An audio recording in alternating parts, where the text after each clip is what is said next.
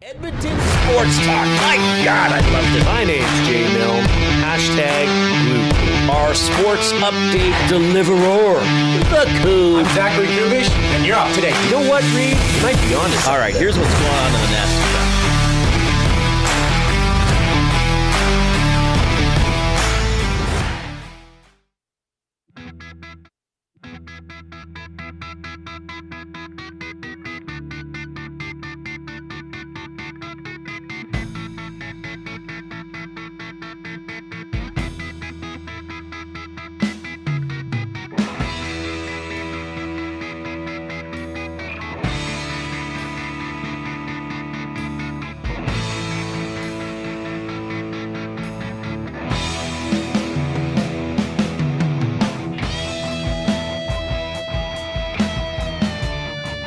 To suddenly feel so worried or frightened that you cannot think or behave reasonably, or to cause someone to feel this. That is the definition of panic. Now look, I won't dare tell you not to panic, oil country, but I will suggest, is panic a strong enough reaction to the current state of the Edmonton Oilers? To say the Oilers have gone from contenders to pretenders is an insult to real pretenders. If it's possible to be both real and a pretender. Not sure. Just 1 month ago, it was very difficult for the Oilers to lose even one hockey game. Now, it would be difficult for them to earn points in a league that rewarded points for spirited participation. And orange slices. Jay, don't forget about orange slices. You got to hand the orange slices out during the breaks. The Oilers need juice, a jolt, a volt, a bolt of lightning. But from where will it come? Adam Antique? Matthias Failing Mark? Connor Captain Minus McDavid? The Oilers don't have passengers. They have guys who didn't bother to check the bus schedule. And now your group presentation for Geology 101 is derailed because Jablonski was the one bringing the rocks. There's no presentation without the rocks, Jablonski! And so oil country is enveloped by the foul stench of discontent. Tomorrow, another game. Another chance at redemption? Or another drop into oblivion. It's 3:05. Happy Wednesday afternoon. Beautiful day out there, Jay. Sure is, Reid. Sun's shining. Lovely. Birds are singing. Golf Chirping. clubs are getting polished. You know it. Thanks a lot for joining us this afternoon, everybody. This is the Reid Wilkins Show with Jason Milne. You can get in touch by emailing Reid at EdmontonSportsTalk.com. You can text the River Cree inbox, 780-218-9999. River Cree Resort and Casino, home of Tap 25 restaurant, where the entire menu is 50% off 7 days a week from 2 to 5 p.m. And you can also chime in on the Nasty Chat. That's the chat on YouTube, the diabolical dialogue, as I sometimes call it. If you are there as well, that's where you can give us some instant gratification by clicking the thumbs up button. Click, click, click. Must you click? Please, please click. Must you click? You must click. Thumb, thumb, thumb. We want to get to at least 100 thumbs up by the end of the show, and that means Jay gives me a double word of the day. We got to over 200 yesterday, so we actually had a triple word of the day as our sports update deliverer and technical producer, our practicum student, Brendan Eric, gave us a word of the day. So anyway, topic number one, maybe the only topic in people's lives today, especially if you're a hockey fan in this city, is that the Edmonton Oilers appear to have, over the last few games, become a basically completely incompetent hockey team. That's how I would describe them at this moment. As I said in my opening piece, they have gone from contenders to perhaps not even pretenders. They do not play good offense and they do not score. They do not check with any efficiency. They do not defend in their own end. Penalty killing is hit and miss, too often miss, and the goaltending is subpar to say the least. There's really not many other key things about hockey that you can try to be good at. You watched last night, Jay. What did you think? You know what? Honestly, I thought it was a heck of a start. That they came out, they owned the first 10 minutes. I text you when they scored that power play goal. McDavid fished it through legs over to Leon, backdoor goal. Whoa, okay, they're back. That looks like the Oilers. Nope, everything fell apart. And it wasn't even it started unraveling. It was just bang, bang, bang, bang. What was it? 4 goals on 8 shots on Calvin Pickard? Now, Yeah, it was like 4 goals in less than 8 minutes. say what you want about Calvin Pickard. I mean, one of them was that second goal to go up 2-1 by McTavish. That was a stinker. Yes. The other ones, the one was the Plinko goal. The one was just popped in front of the net, got roofed, ran out of the net. Second period, enters Stu Skinner, and it didn't get any better. No. It just, I don't know. Is panic the right word, Reid? Is panic the word of the day? Is it one of them? Well, that's the definition of panic. To suddenly feel so worried or frightened that you cannot think or behave reasonably. Well, look, not thinking or behave reasonably is the general that's the default state for a sports fan. Right? Well, yeah, I guess. So, it's will Oilers management panic? Will they make an unreasonable move in the next 48 hours to try to repair what's happened? I mean, this is testing the limits of a true Oilers fan, is it not?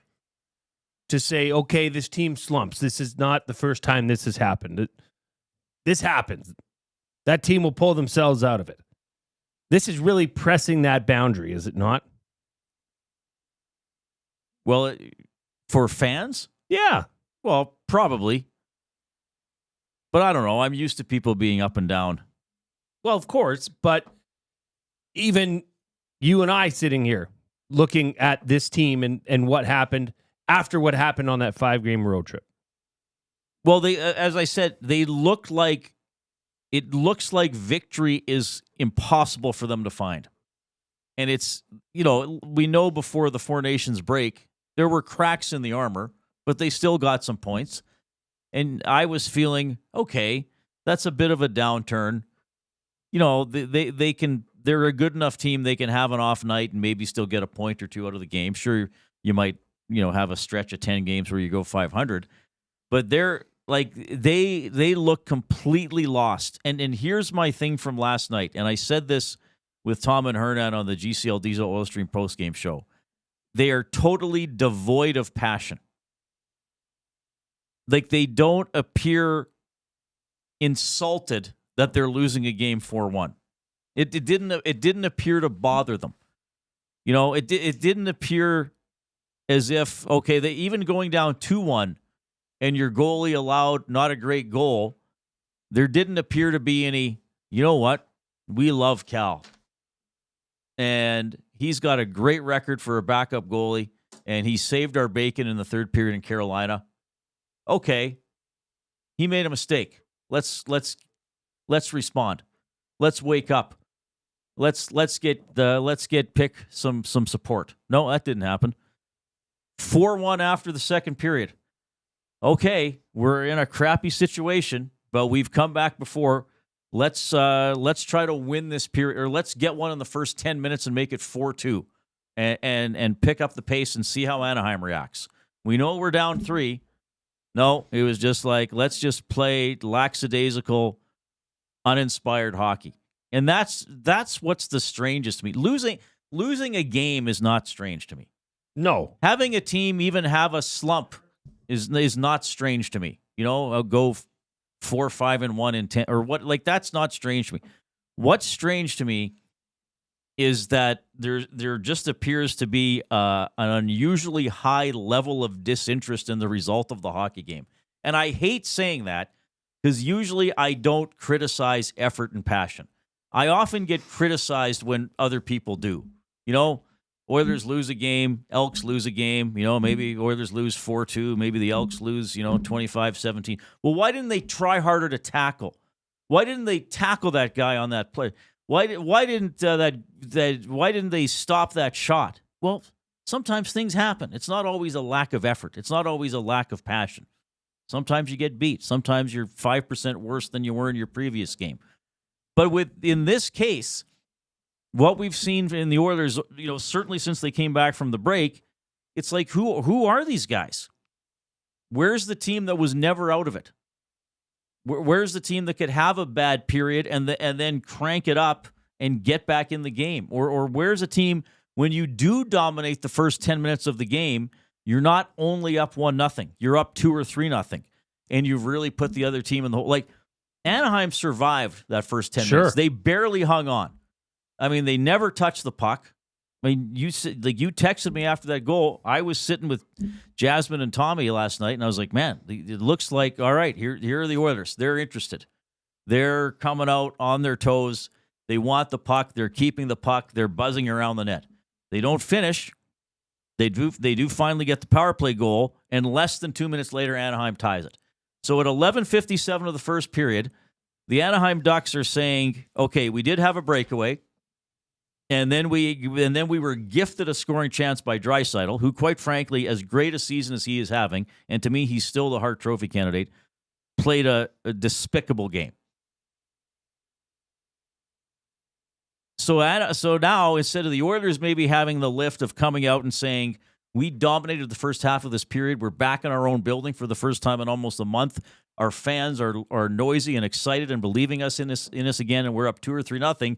Instead, Anaheim is saying, holy crap, we've hardly touched the puck for 12 minutes, and it's 1-1. This is great.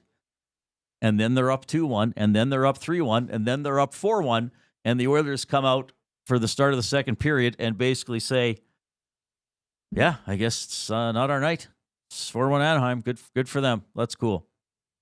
That's what's confusing to me, because and this is why I don't always just go to criticizing the effort, because I always think to myself, it can be worse. But that's where I've arrived at now. A complete lack of passion. Well, and all 6 goals came 5-on-5. Right? They didn't need a power play goal. They all came 5-on-5. Do you think that this team, because after that, maybe the Draisaitl goal and then the McTavish goal, do you think at that point they just had lost any confidence in coming back in that game? I'm trying to figure out why this team, who we've talked about 2 goals down, heck, even 3 goals down, there was a confidence that this team had the resilience to come back and had the gumption to come back. Why is that gone? Where did that go? I don't know. Because it's not like these players are... I don't understand where that goes. Because that's a mentality. That's not a, well, you're good or you're bad. No, that's up in your head. That type of attitude. And it's non-existent. Okay, so I have a question for you. Okay. And Drew Remenda was not the first person ever to say this, because when he said it on my old show a few years ago, he said who first said it to him. But it really stuck, because, well, I've lost my confidence. She's lost her confidence. The team has lost its confidence. Whatever. Do you lose your confidence, or do you choose to give it away? You choose to give it away. Right. To me, you allow yourself to give it away. You put yourself in the mental state that says, no, I can't do this. Right. Because you've done it. There's no reason to say you can't continue and do that. It's just baffling as to why this is continually happening. Now, I mean, Blair in the River Cree inbox, what about that weak goal on Pickard? Is that let the wind out of the sails of this team? Maybe. Or the Draisaitl blatant giveaway? Well, but if it does, though, that's the problem. Because you can't expect to play a 60-minute hockey game and have everything go your way. The other team will make plays, and like it or not, your team, your teammates, or you yourself will make mistakes. So if you can't handle 1 or 2 things going wrong, then you are pretty fragile, which, Knobloch said again last night, and I'm going to play a clip and a question that I asked him last night. I guess Blair is suggesting, well, maybe that is he suggesting that they're frustrated because there are too many goals that are questionable along the way, so they get deflated. But he's suggesting that is a major momentum shift and change. which shouldn't have happened. Yeah, maybe. But I would say there's still 47 minutes left in the game at that point, or whatever there was. Absolutely. And, okay, to go back to a game last week, Bobrovsky let in a really bad goal against Kulak. He shut the door the rest of the way. But that team's in a totally different mindset. Florida, right, but Florida checked better the rest of the game, too. Like, it's everything with the Oilers. They don't get enough big saves. They don't defend well. They're giving the puck away. They're not good in the neutral zone. They're not forcing enough turnovers. And then there's not enough offensive pressure, 5-on-5, including from McDavid. We'll talk about him in a bit, and I know the other shows have talked about him. His 5-on-5 stats are brutal, like abnormally brutal. And then, but here's the thing: as much as we talk about effort and passion, then we have to go to,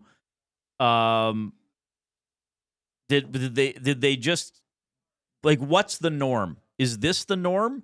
Or is the norm when they went 22-6? I got the stat. I'll give it later. When they went 22-6-1 in the middle of the season, maybe this is the norm. Like, maybe they're too old. Maybe they're too slow. Maybe they had a bunch of guys who had career years last year or close to it that just are still good players but can't repeat that.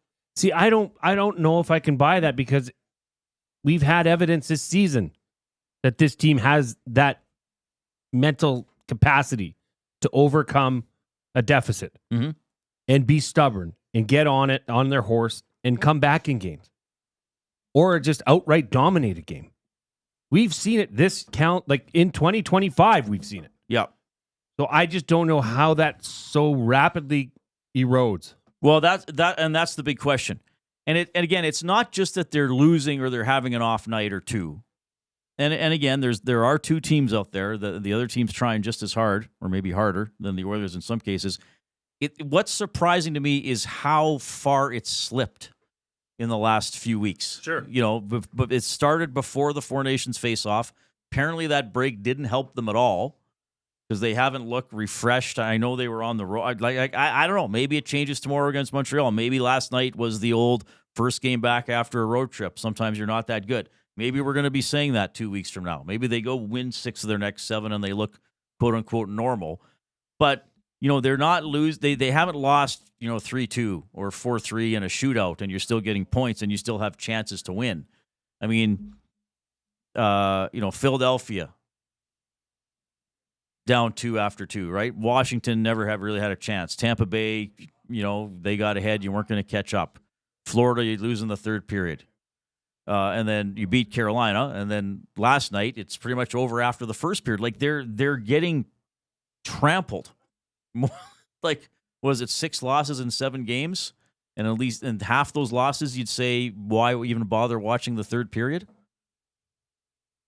Half the lower bowl was empty at the start of the third period. Yeah, because there's no sense that they're going to turn it around, or they're down so many goals. It's like, well, even if they win this period by 2, they're still going to lose the game. It is confusing. Like, I've seen a lot of chatter saying, well, they're a veteran team. How can you have a slump? Well, because slumps happen. Look at all the great players who, even in their prime, still had bad days. Tiger Woods included. Whoever, name the guy. But it's just shocking it's gone on for this long, and they're so far away from what we thought was a baseline. Here's a little bit of Knobloch from last night. It's kind of the end of a comment he was making, but I thought his choice of words were interesting, and then my follow-up question and his response. A little bit of adversity, and we're a shell of ourselves. So you've had comeback wins this year, or games you've been down and at least made interesting. Where's that gone? I guess, where has that fragility sort of crept in from? Yeah, this is usually a team that can handle any amount of adversity. They've done it numerous times last year, this year, but right now it's just, it's a tough time in the season. But that's a good question. So he said we're a shell of ourselves, and then I said, okay, where is this coming from? Where's the fragility coming from? And then he basically acknowledged, we've usually not been like that, and that's a good question. So what he's saying is we're all trying to figure it out. If there was a button to press or certain words to say, he would go do it. It's just, I'm not I'm not like blown away by the fact that they're losing some games or having some tough nights. I'm blown away by the fact that it's so bad and it's gone on for quite a while now.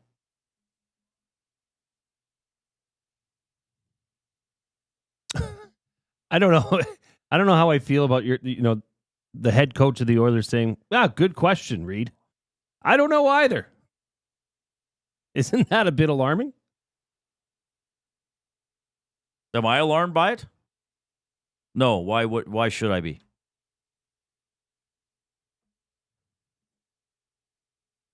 I guess given their recent play, why would you be?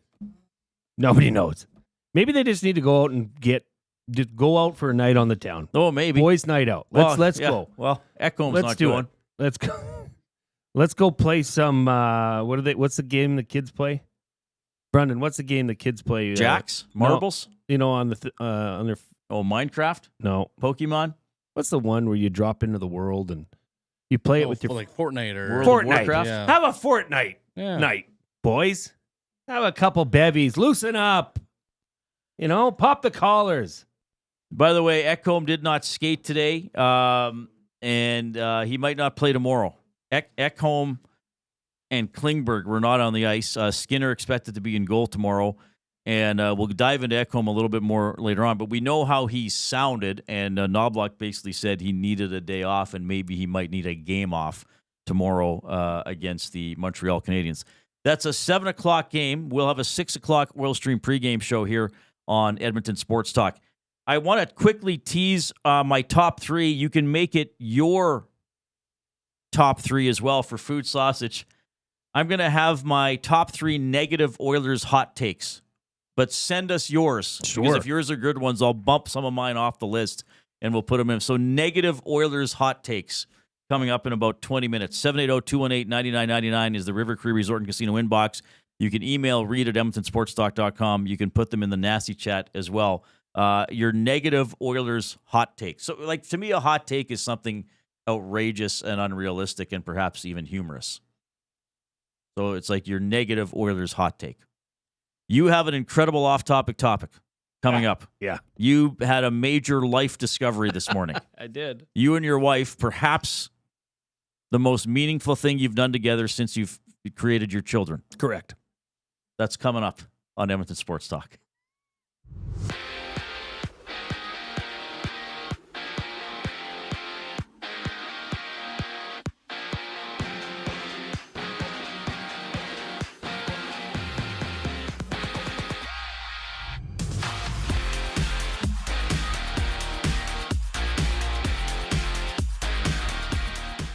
Only 5 games around the NHL tonight featuring the Golden Knights as they host the Leafs. The Caps head to New York where the Rangers welcome them to the Big Apple. And the Ducks go back-to-back in Vancouver. Matthew Olivier has 18 million reasons to re-up with the Jackets, and he did so on a 6-year extension. Days after the Panthers sent Spencer Knight to Chicago, they found a new partner for Bob between the pipes, and his name is Vitek Vanacek, coming in from the Sharks. The Lightning, they open up their window a little bit wider and bring in Yanni Gourde along with Oliver Bjorkstrand. Heading to Seattle is a package of 2 first-rounders, a second-rounder, and a prospect. And just coming down, Jack Hughes has undergone shoulder surgery that will knock him out until next year's training camp.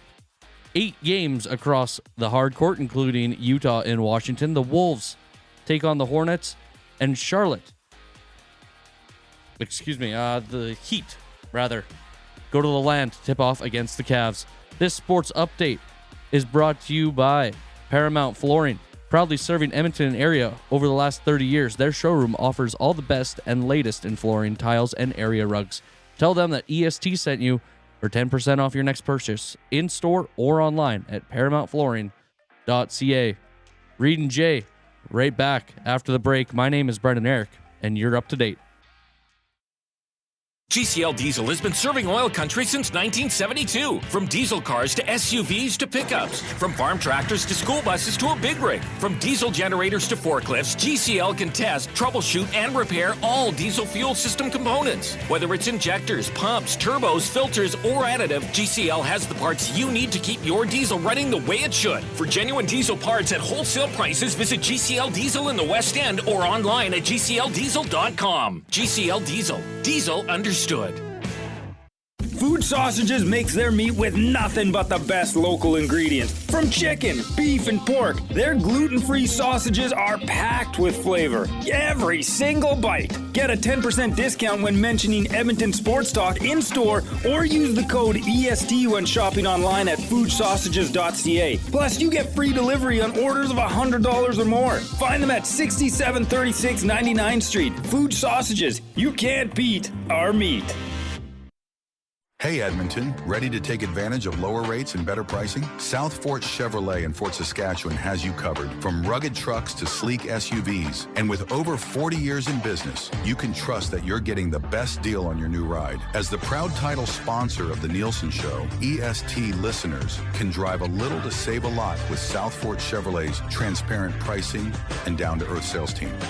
Visit us today in Fort Saskatchewan or online at southfortchev.com. The grand opening sale at Sit and Sleep is almost over. This is your last chance to take advantage of the special introductory sale prices on all mattresses. Stop in today for a free pressure point scan using cutting-edge technology so sleepologists can identify the perfect mattress for you. Right now, get free local delivery on any mattress over $7.99 and receive a free bamboo cooling mattress protector. Enjoy grand opening savings with every mattress on sale. Join us on location today for the final celebrations at Sit and Sleep in South Common next to Planet Fitness. Don't miss out. The grand opening sale ends soon.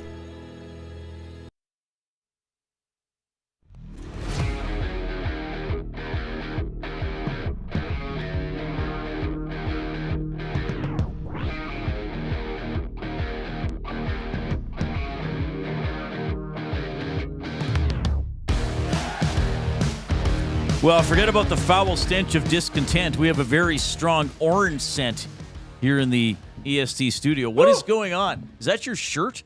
Is that your Orange Crush shirt that smells like that? No. Or did you buy a scratch and sniff shirt? That'd be a good idea. You want to smell me? Yeah.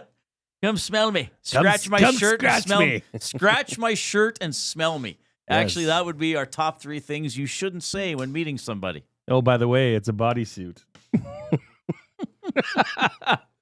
No, I had an orange. Yeah, that stinks. It doesn't stink. Doesn't smell good. It's too strong. It's too strong. It's too orangey. I think it's too fresh of an orange. Like, it needed to ripen another couple days. It was, oof. Was that a mandarin orange?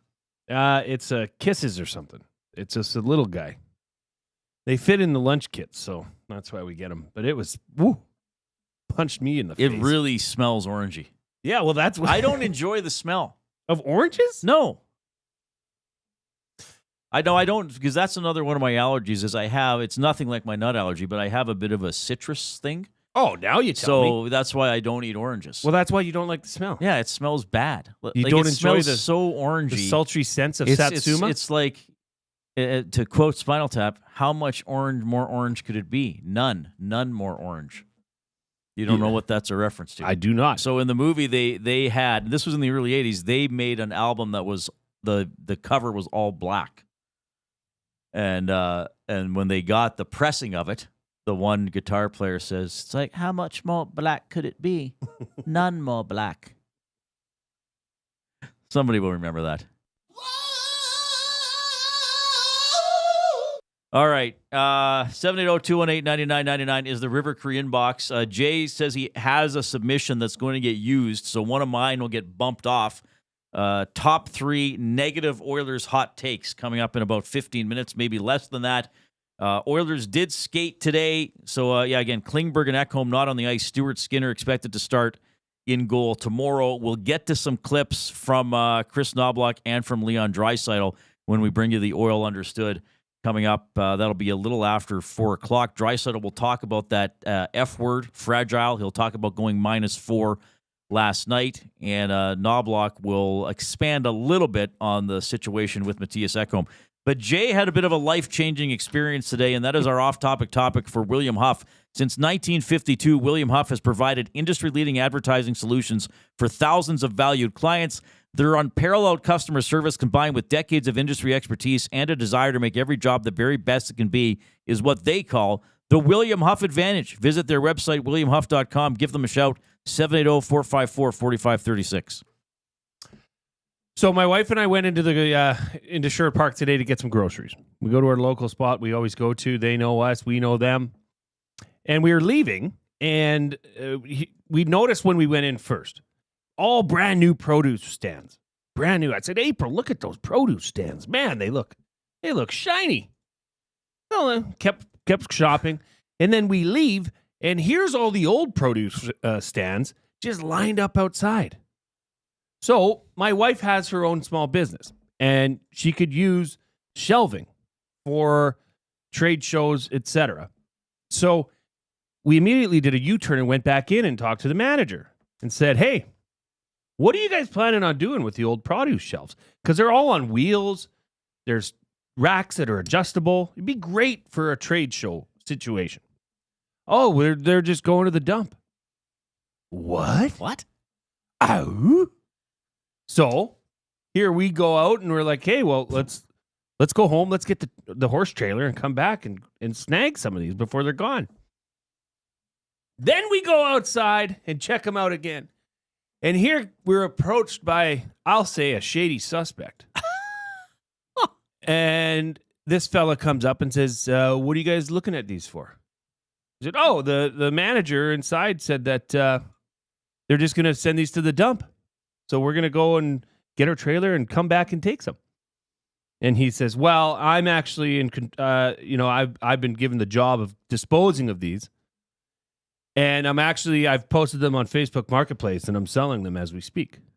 I said, okay, that's fine. You can sell all you want. But as soon as I get back here with my trailer, I'm taking as many as I can fit in that trailer. And we had a little bit of call it a stare off. So, sorry, did he work for the grocery store? No, he was just contracted to bring a bin and throw them out. But then he realized they have value. Oh, so he had nothing to do with. He wasn't trying to make money for the store. No, he was just being selfish. So I pretty much and shady, quite frankly. Told him to hit the bricks, and I'll be back in 10 minutes or 20 minutes with my trailer, which we did, and we loaded up because he did not own these. He did not, and he was trying to portray that he did. Oh, okay. So we had a stare off, and I won. So we came back and we left with 10 of these beautiful rolling shelf units. And we called ourselves the Canadian Pickers. We felt like we had just stolen something. It was all above board. And now she can use them at trade shows. And she's got a friend that has a clothing apparel business. She can have a few. You get some and you get some. We feel like Oprah Winfrey. And you give to two friends and they gave to two friends and so on and so on and so on. So again, this is a situation, the manager of the store. So if anybody's the boss of these produce shelves, it would be him. He said, take some. Her, yes. Her, sorry. Lori, yeah. And then this guy outside who was hired to dispose of them thought, I'm going to try to sell these and make some money for myself. Yes, which he can do. Well, not really, if they're not his to sell. Well, no, they were his to get rid of. Okay, you can get rid of them however you want. You can take them to a landfill or you can sell them. The store wasn't going to be worried about what he did with them. The problem, he was trying to charge me. And I said, nuh-uh, that ain't happening on my watch, bucko. That's amazing. Yeah, but they're cool. They're awesome well, shelves. Congratulations. Thank you. It explains why you were 90 minutes late for work today. Yeah, it was. But came in very upbeat. Yeah, I felt like we had a score. Yeah. You know, like. Where were you, Jablonski? I found some produce shelves. Don't lie to me, Jablonski. That's the worst excuse ever. Well, then when I came in, I asked you. I said, "Have you ever, like American Pickers or Canadian Pickers?" And you looked at me as if I was speaking a different language. But that's what we felt like. We felt like we just hit the pick of a lifetime. So the off-topic topic then is we want to know how do we word this? Because I didn't know what American Pickers was. I thought it was a story about people working in an orchard. Could be a spin-off, yes. But no, it's people that go to old farms and they look through their cupboards because their parents died. So and is they it just like want bargain hunting? Or yes, like, yes. It's like, think of a flea market. Doesn't American Pickers lead to American hoarders? Is that not the progression? It's only desirable things. That's you in April in about 3 years. Like oil cans and tin cars. Why do you have 500 produce shelves in your basement? Well, Leave them alone! We might need them. All right, so we want to know your how do I word this? You word it. Well, yeah, your greatest thrift store find, your greatest garage sale find. I mean, you had a story. Oh, I got one then. Yeah. Yeah, sure. So a few years ago, Zip, my buddy who I've mentioned several times, we were at the OJ's, like 102nd Ave, 126th Street maybe? And we parked in the neighborhood. We had to park in the neighborhood in behind the store to the north. Across the ravine. Yeah, and that's the ravine runs there, and it's quite. There's some nice homes there. So then we were leaving. There was this yard sale. It was in the summer. Oh yeah. And we were like, well, let's just walk through this yard sale. And at the time, I would occasionally play Guitar Hero with the PlayStation 3, with Zip or with a buddy, or sometimes just fool around myself. And there was this little bin of video games. And they had Guitar Hero Metallica, which was a relatively new release. What's a game? $70-$80? And I thought, I'll ask maybe it's like $20 or something. Yeah. And I thought it was used, right? Right. I just kind of grabbed it and I showed it to the guy, and I was like, "Hey, is Guitar Hero Metallica?" He's like, "Yeah." I said, "Well, how much is it?" Like they didn't have prices or anything labeled. He's like, "Well, $1." And I was like, "You mean like $1?" He's like, "Yeah." And I was like, okay. So I reached into my pocket and I pulled out a toonie, and I kind of handed him. He was like, "Oh, I don't have change." I was like, "Well," and he's like, "Oh, yeah, $2 for adults. $1 if you're a kid. If you're a kid, it's $1, but you're an adult, so it's $2." I'm like, okay. And then we get into the car, and I took a closer look at it. I was like, Zip, this is not opened. Like it was. I think the game had been released within the last year. So Wow. if you went to EB Games or whatever the store was at the time, it would have been probably an $80 game.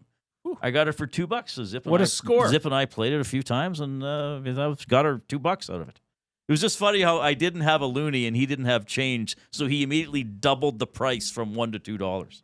I probably would have paid $20 for it because it was brand new. That's amazing to me. That's a score. All right, so that's what we're looking for: a pick score, A picker, a thrift store, not Calvin Pickard. What's it? Flea market.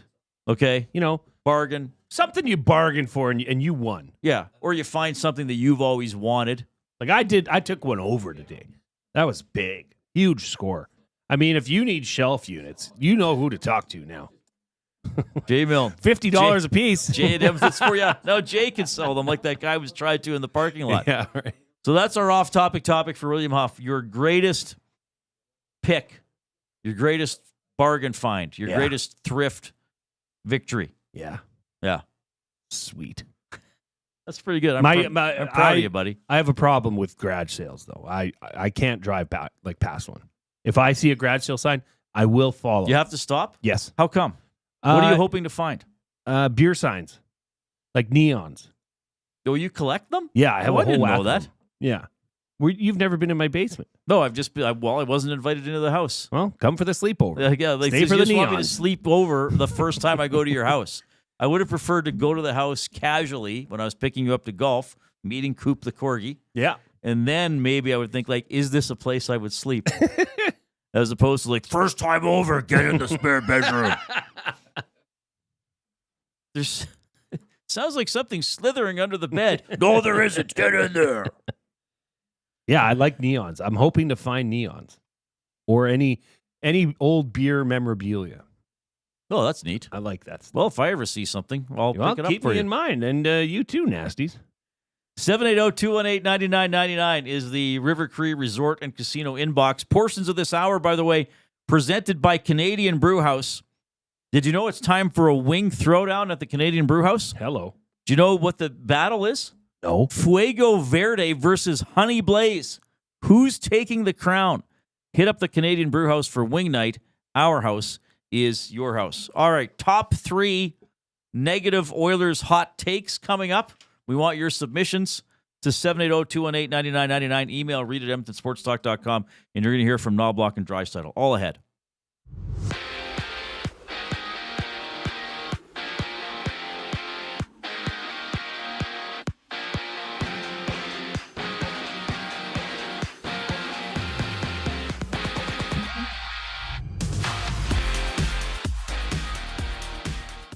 Only 5 games around the NHL tonight, featuring the Golden Knights as they host the Leafs. The Blues take on the Kings in LA, and the Ducks go back-to-back in Vancouver.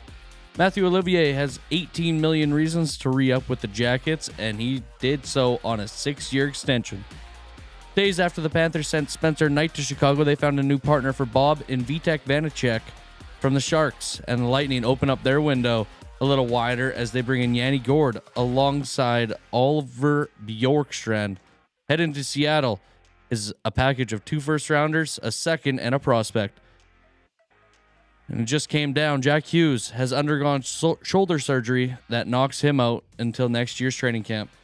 8 games across the hardcourt, including Boston welcoming Portland to the Garden. The Grizzlies, they tip off against the Thunder, and Sacramento heads to Denver. This sports update is brought to you by Advantage Sports Medicine and Physiotherapy. Get treated like a pro with their highly skilled crew. Whether you're recovering from an injury or looking to enhance your performance, get the same locker room approach that's trusted by the best in the game. Reid's Top 3 after the break. I'm Brendan Eric, and you're up to date. Get your fix every single game with the GCL Diesel Oil Stream pregame and postgame shows with Tom Gazzola and Hernan Salas. Whether it's breaking down the starting lineup, predicting key matchups, or diving deep into the game's biggest moments, Tom and Hernan are here to give you the best insight and analysis in the city. After the final horn, get the breakdown of every key moment, performance, and player reactions. It's your one-stop shop for all things game day. Catch the GCL Diesel Oil Stream pregame and postgame shows with Tom Gazzola and Hernan Salas, only on Edmonton Sports Talk, your clear choice for Edmonton sports.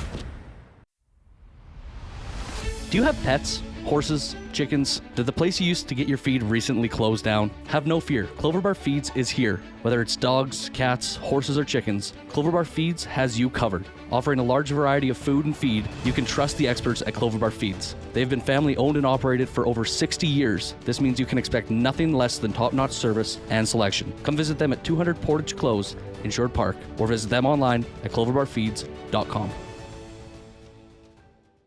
Gallo LLP is an Alberta-based accounting firm with expert chartered professional accountants in both our Edmonton and Sherwood Park accounting firms. Our experienced and innovative accountants provide financial advice that saves our clients money. Simply put, we help our clients protect their assets and grow their businesses. At Gallo LLP, they go beyond the numbers to ensure the continued success of your business. Reach out to Preet or John to discuss how they can help your business grow. Visit gallollp.ca today and see how they can help you take your business to the next level.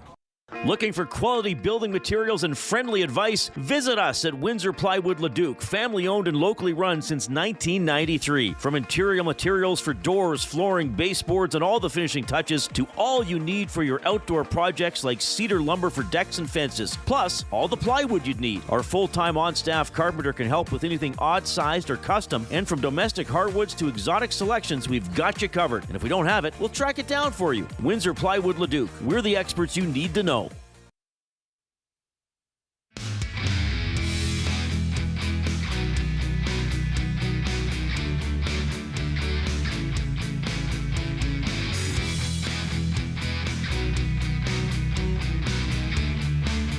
Hey, Brendan, you're getting compliments in the nasty chat. He gives me the little A-OK sign. Well, from Penner's Pancakes, nonetheless. That's high praise.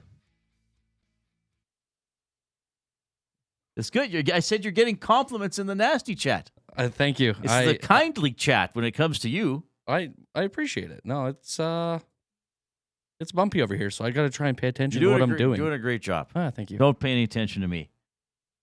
None. Yes, just zero. Yeah, just don't worry about it because I'm just distracting you. Riding the Pine in the nasty chat, by the way. Our off-topic topic for William Huff. What did we call it? Your best thrift find, your best pick, your best bargain. Yeah. Riding the Pine says, I collect old video games, NES, Sega, and so forth. Well, bonus points for using and so forth. And I travel for work. I ended up in a small town, and I went to this small pawn shop. I found some games. The guy said $20. They were over $400. That's good. Value. Riding the Pine is in the lead. If you're tuning in on YouTube, by the way, remember to hit that thumbs up button on Nasty Chat. We're at 60, but if everybody just hit the thumbs up now, we would be over 155. Thank you, Sammy. And that would get us into double word of the day territory. All right? Yeah, all right. Jax says, listening to Chris Knobloch in his post-game pressers kills me. He's so dull and lifeless and doesn't seem to know how to motivate his players or how to keep them accountable. Do I need to give my thoughts on that again? If you want. Well, here's the thing. I've been talking about the Oilers pretty much daily for, I don't know what, like, I did 2 years with Stoff, and then I hosted shows. Now I'm here. So let's say a dozen years. People used to complain about Tip all the time. Mundane. Yeah. Yeah. Reid, do you know the term self-fulfilling prophecy? Yes. Do you think in some way, shape, or form that is currently applying to the Edmonton Oilers? I don't know what you mean. I mean this talk about fragility. Oh. You have Coach Knobloch say they're a shell of themselves. Fragile has been talked about more in this market in the last week than I believe it ever has been. Is this something that, that's a real thing. The self-fulfilling prophecy. If you're buying into the belief that you are fragile, you will become fragile. I would have to say no, because I don't think that Knobloch said that until it reached a point where he felt like he couldn't avoid saying it publicly. And you figure he was saying it publicly to get the response from the team without... Yeah, or he just felt that was an observation he needed to make when being asked about how they're playing. That right now they're fragile. I'll drop this one in now before we get to the top three. Leon Draisaitl was asked today about the fragile label. Any group that plays the way that we have the last month or so is considered a fragile group. That doesn't matter if that's in Montreal or Vegas, or any group that plays that way is fragile. So, we know what we have to do to fix it, and obviously tomorrow is a good chance for us to get back to that. Yeah, I mean, it's not a great word to use in the sporting community. No. If your colleague comes back to work 6 months after being in a horrific car accident and is still wearing a cast on several parts of his body, you might say, hey, don't go high-five Jim like we used to. He's got a fragile right now. Let's let the guy get better. That might be okay. Using it to describe the mental state of a pro sports franchise is kind of harsh. I would agree. But here's the thing. I'm going to say a stupid sentence here. You can't win unless you win. So if Knobloch comes out and calls them fragile, how dare he say that about his team? If Knobloch comes out and says, oh, you know what, we're fine. We're fine. We just got to fix a couple things. How dare he not recognize how fragile they are? That's what I think. I mean, Draisaitl, what did Draisaitl say there? Look how we've been playing. I guess we're going to get labeled certain things, whether we like it or not. Well, he admitted to a team that is currently fragile. Mm-hmm. I don't like that. From the player that is supposed to be the number one player in the league, I don't like that. That just does not scream out competitive edge, competitive difference, competitor to me. Yeah, but he said he knows what they have to do to fix it. Okay. I think but again, I think a pretty broad statement. I think we also have to recognize here, is the team fragile, or are they just not talented enough in the areas at which they need to be talented? Not just goal scoring skill. Well, look at checking, positioning. Okay, look at December 8th to the end of January, or third week of January. Was that team fragile? Did that team not have the skill? No, I know, but now maybe, like, I'm going to get into some stuff here. Maybe this is closer to the team that they actually are, and how they played in the first month of the season. Maybe that's closer to the team. Fair point. I get it, and maybe Knobloch should stop using that word. I don't know. Like I don't think he's come out and said we're a fragile team overall. He said we're a fragile team right now. Maybe he should use the French expression, fragile. Maybe that'll change everything. I mean, maybe he needs to say, I don't know, what would make people feel like. Here's the thing. People don't like it if the coach doesn't recognize that they're playing bad. Say that again.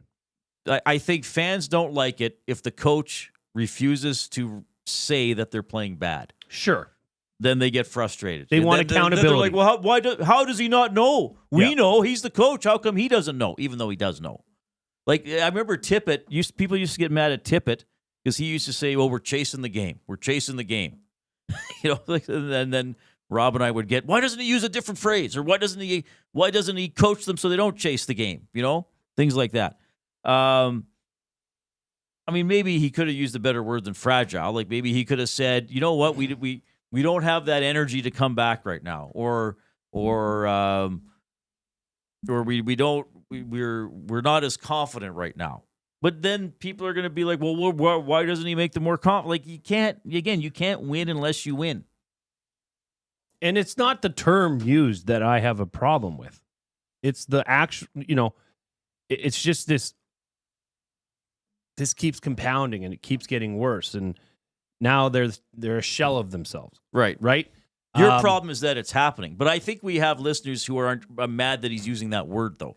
That's how I understand it. I don't, but they are. That's how they are playing. That's the whole point of this, is that what he was worried about them becoming is unfolding right in front of our eyes.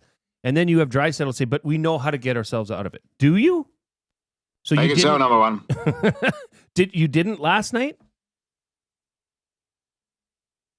Right. You're saying if they know how to get themselves out of it, why not just do it? I suggest doing that. Right. Or just be better at doing it. Yeah, maybe give plan B a try. Right.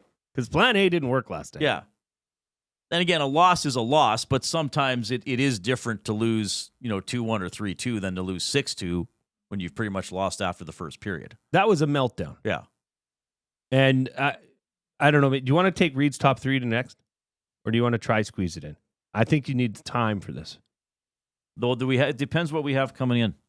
You can just keep talking to me, Jay. It's okay. Can I? Yes. Thanks, buddy. No, but I mean, look at. Okay, I forget exactly what period this was in, but Ryan Nugent-Hopkins has a backdoor chance to score, right? And it was a great save, but then he turns his back from the goalie and doesn't even push in, doesn't even lean into it and try and fight for that rebound and stuff it in. That is unacceptable. That is no fight, no compete. That is a team that he didn't even want to be there in that play. Hyman gets drilled. What did you call Radko Gudas yesterday? Big slab of beef. The big slab of beef. That's Radko Gudas. That's what he is. He is a big dude. Slammed into the boards. Completely legal hit. Nobody says boo about it. Nobody has anything to say to Radko Gudas. No retaliation. It just seems like this is now there's just no fight. Right. That's why I use the word passion. And as people who've listened to me over the years will know that I am generally not a hockey observer who says, well, you got to fight. Like, you got to fight. Like, I think there's a place for fighting. I think some fights can be entertaining, but I don't think that every body check or every iffy situation has to be met with a fight. Like, hey, if it's a tie game or you're down 3-2 and one of your guys gets drilled, well, okay, that's sometimes the process of hard hockey. You gotta then look for a chance to deliver a body check, but it's a tight game. You don't want to risk an instigator penalty, having a key player injured in a fight, or losing somebody for 5 minutes. I don't think you have to fight all the time. But to me, last night's game was calling for a fight. Like, do something in the first 5 minutes of the second period, because you sure as hell didn't have any energy skating-wise, checking-wise, or offensively. So, like, yeah, maybe in that situation, I know maybe Gudas is maybe not somebody you'd want to fight. I mean, you might get beat up and you might get hair and sweat all over you. He's a hairy man. But yeah, like, do or hit one of their guys. Do something. Drill Leo Carlson. Show something. Drill Ryan Strome. And that, again, that's what I'm saying. It's just a lack of passion. And it's not, I'm holding my fingers about a centimeter apart. They're not this far away from winning or appearing to be competitive. I'm holding my arms about 5 feet apart. That's how far away they seem. Like, I cannot, and that's why, if the Oilers lose a game 3-2 and, things are just a little bit off and you didn't quite execute and you got beat, that's why I don't lose my crap about those games as much. That's why I might say to people, hey, if the other team's trying, The Oilers didn't quite have, but like they're not close. And I'm glad you brought up, I don't remember that specific Nugent-Hopkins play, but I don't want to let the offensive players off the hook because they lose 6-2. Horrible defensive total. You can talk about the goaltending, you can talk about the defending, you can talk about the turnovers, but I don't want to let the offensive players and some of the forwards off the hook because there are two nets. You got to put the puck in the other team's net as well. And has there been like a determined thrust or extended forecheck? No. Towards the opposition net? Great point. Often enough in the last 6 or 7 games? There hasn't been. And this is what I'm saying. When you have a 10-minute window, when you don't let the other team touch the puck, you need to score more than once. Sure. On home ice. And I'm not saying if the Oilers are up 2-0 after 10 minutes that they win the game, but it puts Anaheim in more of a position where now they're thinking, oh man, like if are they going to fold? If it's 3-0, this one's getting out of hand. Yep. Then the pressure's on them to do something, as opposed to they survived and then they scored 2 quick goals and now they're like, oh man, totally turned the momentum. We played good for 3 minutes out of 14 and we're winning. Let's go, boys. Well, but look at Leon Draisaitl's turnover. That goal happens because there was a distinct forecheck by the Anaheim Ducks. Sometimes you have to be in the right position to get lucky. Yes. And that there's no sustained forecheck. There's no sustained, I don't know. It just seems like this team is just discombobulated. So, but again, here's the question. Is it passion? Is it effort? Or is it maybe they're not as good as they were playing? They just played over their heads. Well, Andrew the accountant makes a great point in the River Cree inbox. This group does not know how to get out of it because 30% of the roster has been turned over. They think they are the same group as last year, but they are not. So with Leon saying, yeah, we know how to get out of this. Well, do you? So Amberson didn't come back in the Stanley Cup final. Klingberg didn't, or even against Dallas, or even against Vancouver. They were down in that series too. Who else? Colson wasn't here. Kapanen wasn't here. So there's 4 guys right there off the top of my head. Well, Skinner or Arvidsson. Oh, right. So he's saying, how can we say this is a team that can come back from anything when a third of those guys are gone? Fair question. I mean, it's as good as explanation as anything else. Right. Got a limerick here from Hersey. This might be Hersey's first limerick. Read at EdmontonSportsTalk.com. Tampa and Florida are all in while the Oilers just can't seem to win. No cap space to spare. No moves left to care. Their hopes for a cup grow dim. Pretty good for a first try. What would I say? Just tighten up lines 4 and 5 just a little bit. But Hersey, thank you for sending that in. I want to see somebody submit a limerick one time, and maybe today's the day, with lines 3 and 4, one word. But it's got to be at least 3 to 5 syllables. Maybe though. A long syllable word. But if you could come up with a 4-syllable word that's just that line, like discombobulated. Exactly. That would be a good one. All right. 780-218-9999. The River Cree Resort and Casino inbox. River Cree Resort and Casino, home of the kitchen restaurant. All you can eat prime rib buffet. $49.99 every Sunday from 4 to 10 p.m.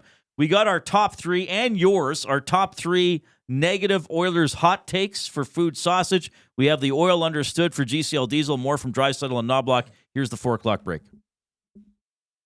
The Lock Shop. I did, however, turn over to that Oiler game. Oh, man. Amongst other games once we were finished. Well, as I texted you last night, good thing we didn't put that Oilers minus 333 on the parlay to juice that thing up a little bit more. That was a big time yikes. I mean, it's bad enough against any team for that to happen, but the Ducks. The Lock Shop, weekday mornings at 11, only on Edmonton Sports Talk. Your clear choice for Edmonton sports. Your home for live music and great performances is the River Cree Resort and Casino.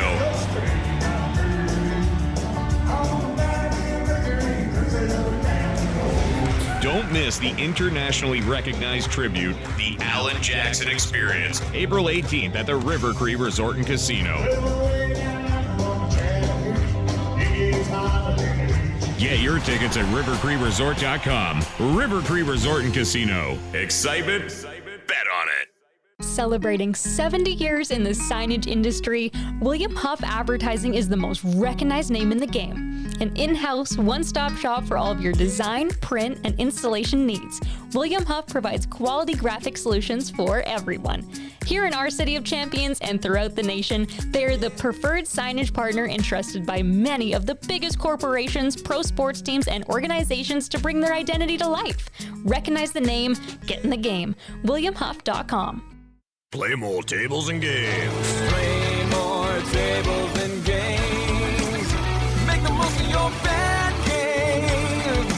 Oh, you want to, you need to, you know just what you gotta do. It's time to add some fun to your life. Make the most of your bad game. Play more tables and games. Playmoregames.ca.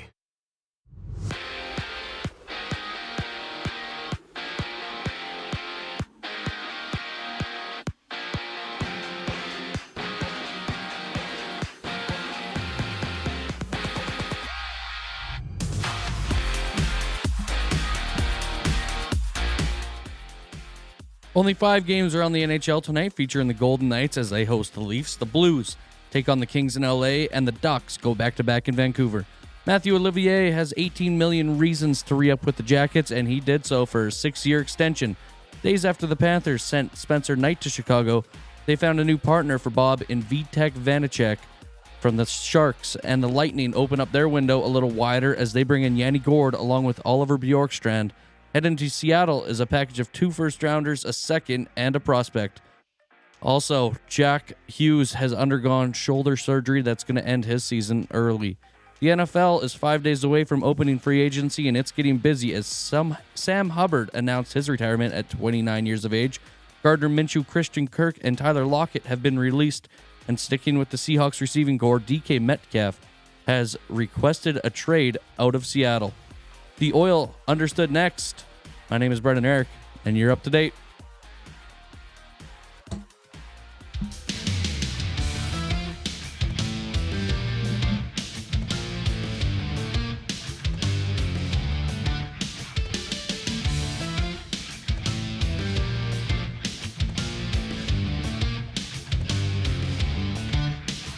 Hope you're having a great afternoon. Nasties 404 along with Jason Milne. I'm Reid Wilkins on Edmonton Sports Talk, your clear choice for Edmonton sports. If you're joining us over our audio stream through EdmontonSportsTalk.com, TuneIn Radio, iHeartRadio, we thank you. And if you are watching on YouTube, we thank you as well. If you are on YouTube, you have the chance to give us some instant feedback by hitting the thumbs up button. We want to get to, let's get over 100. Let's start there. I think the Oilers have people's thumbs a little depressed, a little slow today. Naturally. Click, click, click. Must you click? Please, please click. Must you click? You must click. Thumb, thumb, thumb. So give us the thumbs up there. Let's make a strong push to 100, and then, if we're there by the halfway point of the show at least, and then we'll worry about getting into word of the day territory, which I thoroughly enjoy. You were shocked that I knew what I didn't even know how to say it. Schadenfreude? Schadenfreude. I know what it means. I know when I read it what it means.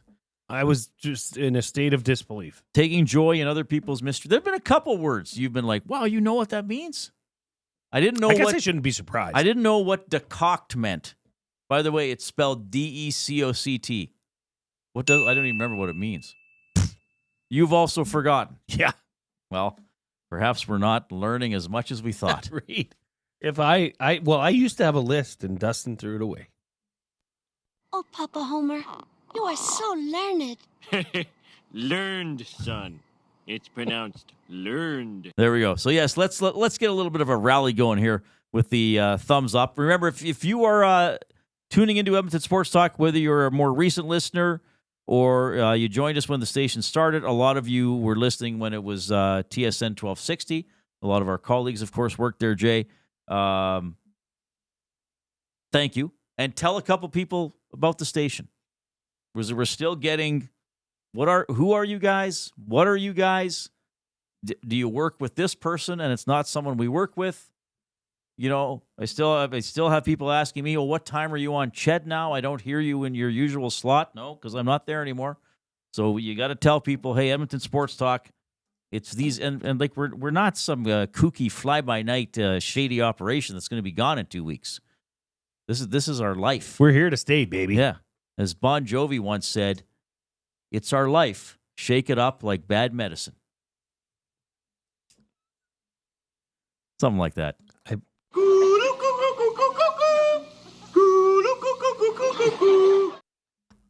What? I think you're off on that one. The Bob and Doug McKenzie or the Bon Jovi lyrics? I may have missed the Bon Jovi lyrics. Maybe. But anyway, thank you for being in our audience, and but we're doing our best to promote ourselves, and you can help bring other people in. We've had so much. I just think about this week, how great it's been. All the trade talk we've been, all the great personalities we have on air. There's so much energy in this station, being in the bullpen. Like, I just take joy in seeing everybody else work on their shows and prepare their shows. I was thrilled to be on the Hangout yesterday, filling in for Matt and Tommy, and I was there with Trev, and we had Adam Scorgi, who we've had on the show, filmmaker and father of a kid who got swindled. He told that story as well. Yes, he did. Kevin Martin from the Lobby Video Store was on. We should go there together. We should do a show from there. Yes. Could you imagine that? We could. We got to ask Kevin this summer. It's like, dude, can we just come do a show? Yeah, let's do from it. the lobby. It's I'd like, love hey, it. we're at a horror movie / alternative That'd be video great. store. That would be fun. All right. Who made Silly Goose a swear word on this station, though? Was that Dustin Nielsen? I don't know. He does a lot of... Those morning show guys I know are he's a different breed. I know he's our boss, but he's probably not listening right now because this is late for him. He's a bit of a weirdo. Wacko. Like, okay, buddy, you want to have a chin strap, facial hair. You need to talk about it 24/7? I'm not sure you do. Are you going to go charge? No, I'm keeping my beard. You're not choosing to I'll end keep the my stigma. beard at least until my birthday, and then we'll see. Are you so you don't want to end the stigma of charge? No. Well, I think Brian is either trying to troll me or he has a legitimate question in the nasty chat. I'll read it. Tell me something, guys. Do you think the dressing room reporters are afraid to ask the tough questions to the players because of reputations? I don't know whose reputation he means, reputation as a reporter or the players' reputations. I would assume reputation of a reporter. I struggle with that because I don't know what he means by a tough question. Like, Brian, I was in the room last night.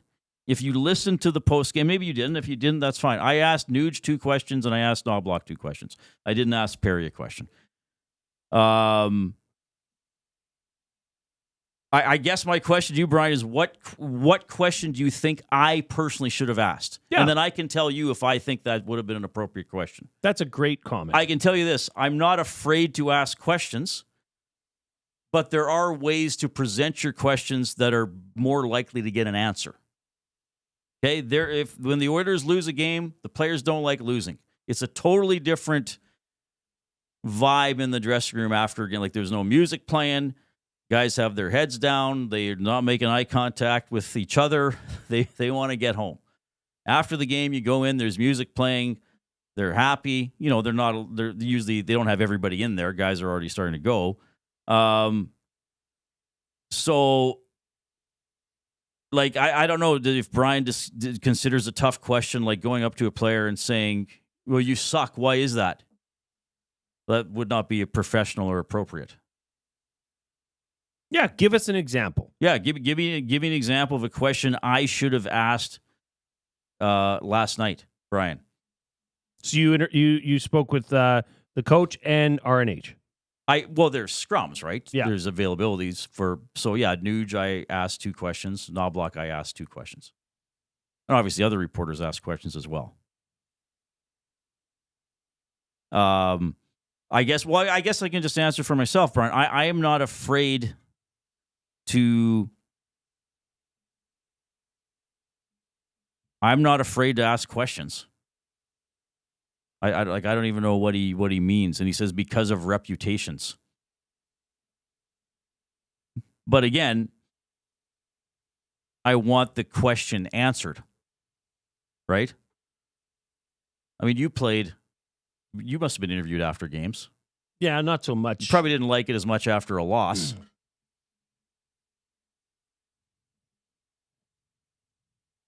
Definitely shorter. Don't have as much to say. Brian says, ask them, why are you not playing consistent hockey in front of your fans? Well, I would say that question was asked, just not worded exactly like that. Probably several times. Yeah, I think that's... Corey Perry had a... I think that they were... Extended. I think that they've been asked about the type of hockey that they're playing. My first question to Nugent Hopkins was, you were up 1-0, and then it basically... something changed, and you're down 4-1 a few minutes later. What flipped? And then he used the word deflated, and I followed up and said, you've been a team that usually hasn't got deflated. How come now you're getting deflated? So I'm not sure. I guess if Brian were doing my job, he would do it differently. Then that's fine. But I think that after almost 25 years, I have a good sense of how to do it. I think you're doing okay. Yeah. Brian says, when have you been loyal to them? Oh, now he retracted it. We saw it. Yeah, Brian, you're like, I'm going to tell you something here, buddy. You're not going to win this argument with me, okay? You can come at me all afternoon with this line. Like you're pretty sure I got you on this one, Brian. Is that fair to Jay? Is that fair, Jay? Yes, I think you've been doing this long enough, Reid, where Yeah. you have a sense of what you're doing. Yeah. I think the general question or the thought behind what this comment is that you are afraid to ask the tough questions because then Corey Perry or Ryan Nugent-Hopkins won't like you. Well, that's not a concern for me either. It's not. Yeah, You're not friends with these people. I'm not there to be friends. I'm not friends with them. I mean, some guys you've known longer. Certainly Nuge. And Nuge, even in answering Rashog's question, said, well, like I just said to Reid, you know, so they know you, but yeah, I'm not there to make friends. But I am, here's the thing, I'm there to get as the best answers that I can so I can present it to the audience like Brian. Now, Brian still doesn't think I'm doing a good job. That's fine. But yeah, being overly adversarial is also not going to be a good thing either. And there are some, like I see, I don't refer to this a lot, but I see some of my colleagues in the media, and I'm sure that I'm not an idiot. I know there's a lot of people in the audience that don't like me or how I do my job. That's fine. But I see shots taken at other people in the media, and it's often fans saying, oh, that guy is such a prick to the players. Like, see, like you can't win. Right? Brian thinks the questions aren't tough enough. Other people think you're attacking the players. You can't win. So my response is, let me do my job. I know what I'm doing. If you don't like how I do it, that's fine. You can just tune in to look at Jay's Orange Crush shirt. It is sweet. Let's do these top three. Oh, let's do them. For food, sausage. Nothing. No tough questions for food sausage. No. The toughest question is I would ask food sausages, why are your sausages so delicious? Food sausages, the best sausages you will ever eat, locally made, packed full of flavor. Order online or visit them in store, 6736 99th Street. Take advantage of their EST discount. There's another question for them. Why are you so cool to have an EST discount? Great question. 10% off your order by entering the online code EST or mention EST in store. As Food Sausage says, you can't beat our meat. Reid, do you think if you asked, hey, RNH, why are you not playing consistent hockey? What kind of answer would you expect? He would probably say, well, we're trying to figure that out, which is kind of what he said last night, but I think he offered a little bit more.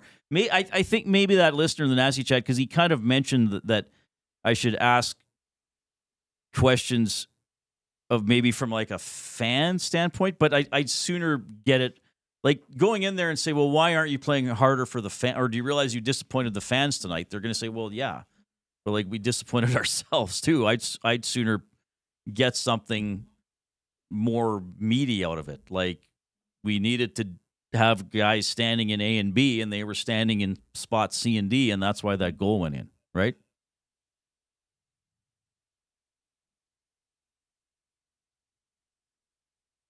See, I think on here, in this forum, you and I can sit back and say, you know what? Draisaitl had one of the worst games of this season last night. Mm-hmm. Now, if you went up to Draisaitl, I don't even know if he was available last night, because that's the other thing. Well, we ask, yeah, but are they always there?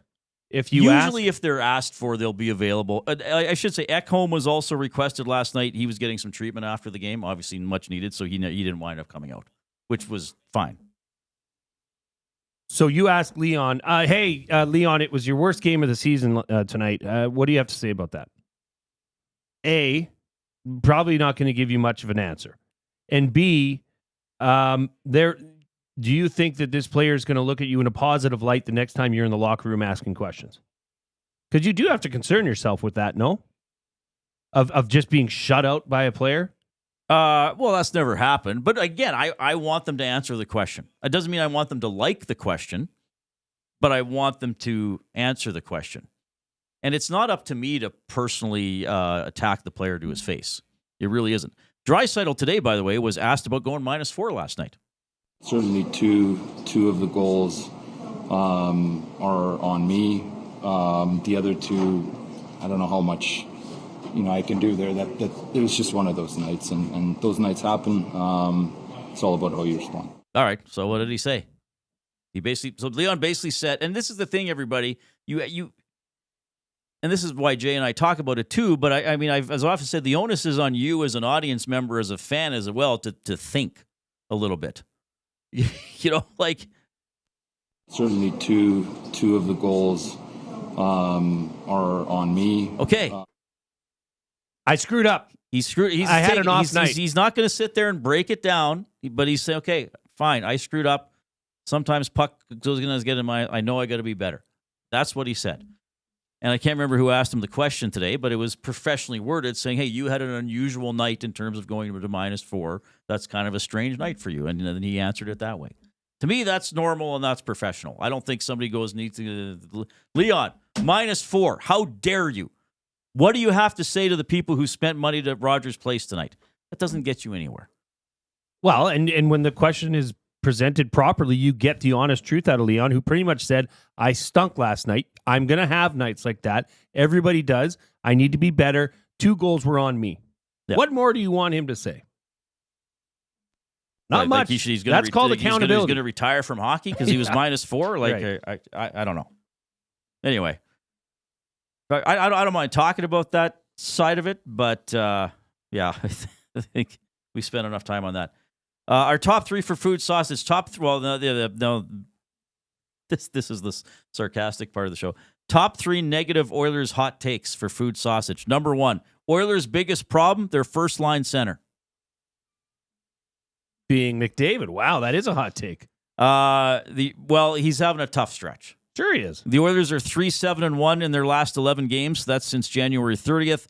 McDavid has 2 goals and 9 assists, so he does have a point a game in that stretch. He's -14 with 3 even strength points. That's -14 with 3 even strength points. He is struggling right now. Yep. And once again, he's admitted that. He knows he's not playing his best. He knows he needs to lead this team better. Yes. He's said that with microphones in front of him. Right. He's been accountable.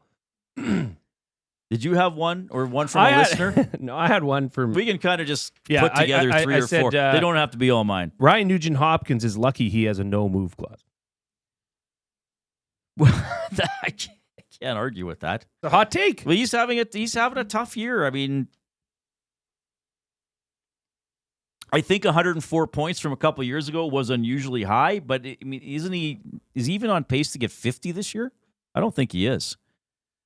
Nuge has 37 points in 60 games. Yeah, so he might be hard pressed to get to 50 at that pace. That's not a great year.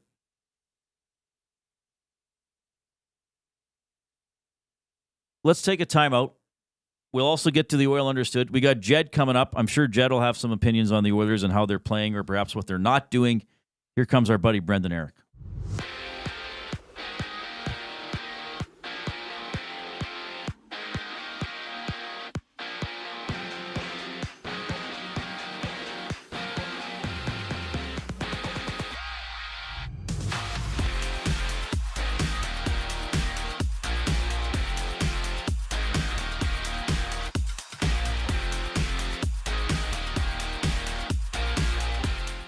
Only 5 games around the NHL featuring the Caps as they head to New York, where the Rangers welcome them to the Big Apple. Ottawa travels to Chicago to take on the Blackhawks, and the Ducks go back-to-back in Vancouver. Matthew Olivier has 18 million reasons to re-up with the Jackets, and he did so for a 6-year extension. 6 days after the Panthers sent Spencer Knight to Chicago, they found a new partner for Bobrovsky between the pipes. His name is Vitek Vanacek from the Sharks, and the Lightning open up their window a little wider as they bring in Yanni Gourde along with Oliver Bjorkstrand. Heading to Seattle is a package of 2 first-rounders, a second-rounder, and a prospect. As well, Jack Hughes has undergone shoulder surgery that will end his season early. The NFL is 5 days away from opening free agency, and it's getting busy as Max Crosby extends with the Raiders for $106.5 million over the next 3 years. Zach Bond got $51 million for his next 3 years of service, and Joe Thuney will wear a Bears jersey this year. In exchange, the Chiefs got a 4th-round pick in exchange back. This sports update is brought to you by Clover Bar Feeds. Clover Bar Feeds has all the animal feed you'll need: horses, dogs, ducks, you name it. Clover Bar Feeds has got you covered. Get top-notch service and selection from their family-owned business. Visit Clover Bar Feeds at 200 Portage Close in Shore Park, or call them at 780-467-5014. The boys will be back right after the break. My name is Brendan Eric, and you're up to date. Love is in the air. I love you. And you? And you? And you! Why choose between your beloved items? Sentinel Storage, keeping your treasures safe to be loved again. Try 4 weeks free. Details at sentinelstorage.ca. Got some gently used furniture or home goods that need a new home? Find Edmonton is here to help. Every month we furnish over 100 homes to those transitioning out of homelessness, and we need your gently used furniture and home goods. Drop off at 5120 122nd Street or call for free local pickup. Just visit findedmonton.com to learn how your donations can help create a home for someone in need. Plus shop our thrift store, in-store or online, with proceeds benefit those moving out of homelessness through housing supports. Visit us at findedmonton.com. Find Edmonton, supporting our community one home at a time. Missing the course? The Canadian Ice House is here to keep your skills sharp. Trackman golf simulators are open. Real golf action right in downtown Edmonton. Don't let the off-season slow you down. Visit us in-store or check out thecanadianicehouse.com for all the details. Your home for live music and great performances is the River Cree Resort and Casino.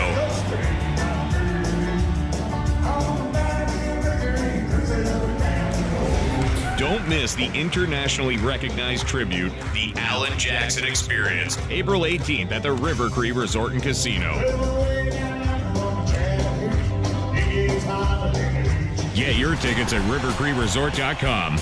River Cree Resort and Casino. Excitement? Bet on it. Tommy Gunn's Barbershop is more than just a barbershop. It's a top-notch, tailor-made experience from check-in to check-out. Get a precision haircut, a classic shave, or a facial to step up your style. Just walk in, relax, and let Tommy Gunn's take it from there. Find comfort in knowing their team follows the code, which is their commitment to care for you as a customer. Check out Tommy Gunn's today, in-store or online at TommyGuns.com to bring out the best in you. Tommy Guns, where every cut is done right every time.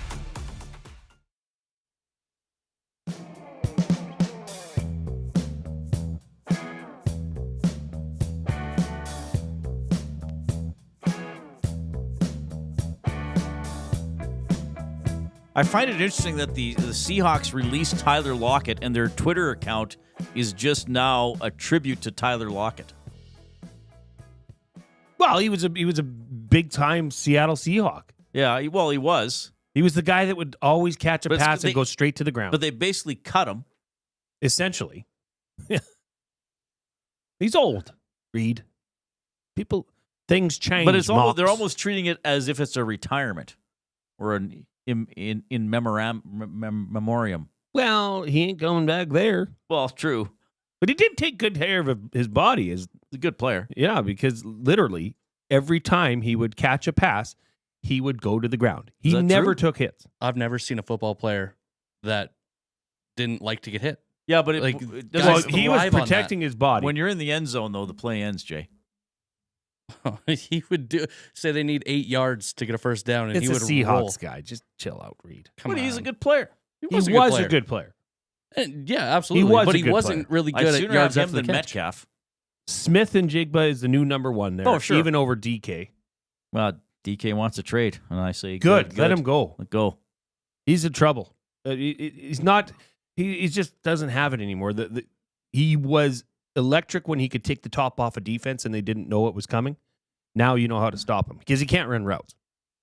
Smith and Jigba can. Yeah, he's solid. And so could Lockett. But he's old, man. He's 10 like years, me. pretty good. He's like me and you now, Reid. That's, well, me. You and I. Limerick from the Big Uke. The Oilers last night were lazy and slow. Results of the game, oh, did they blow? Catastrophic, non-philosophic. If we watered Reid, would he continue to grow? He put non-philosophical instead of after catastrophic, but I took off the AL myself because it wouldn't have rhymed. I think he meant catastrophic, non-philosophic. I hope. Had to have. Just a little mental slip there from the Uke. All right, let's finish off our top 3 for food sauces. Top 3 negative Oilers hot takes. This one comes in from Scalding Gord. McDavid, planning to sign an 8-year, $80 million contract in the offseason, is just ensuring the Players Association doesn't protest his contract by playing this way. Well, say that again. McDavid, planning to sign an 8-year, $80 million contract in the offseason, is just ensuring the Players Association doesn't protest that contract by playing this way. Hot take. Wow, that's a hot take.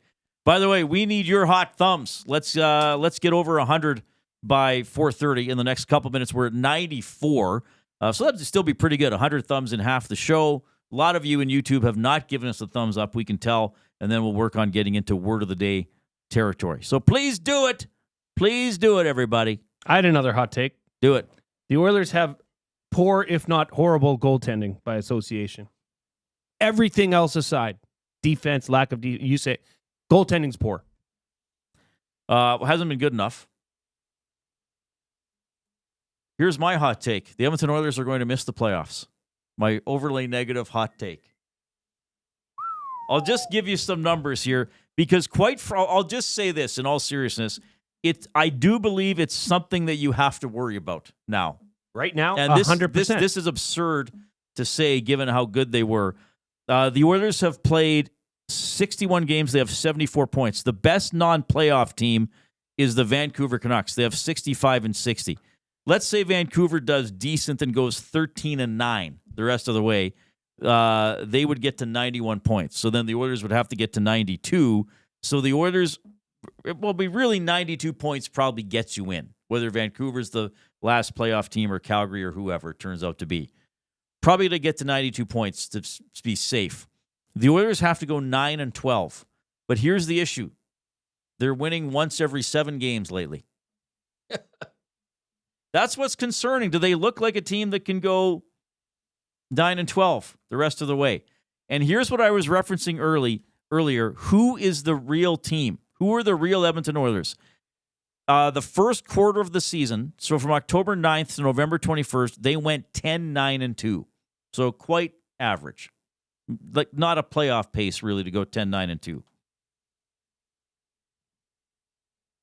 Then from November 23rd to January 27th, and this is what is incredible, they went 22-6-1. Best record in the NHL during that stretch. Like, that's incredible. And since January 30th, they've gone 3-7-1. So here's the thing that makes me a little bit like, So they had a 22-game stretch. They went 22-6-1. The other 32 games of the season, okay, so the most recent 11 and the first 21, they're 13-16-3. So they've had a larger chunk of games when they've been below 500 as opposed to their exceptional stretch.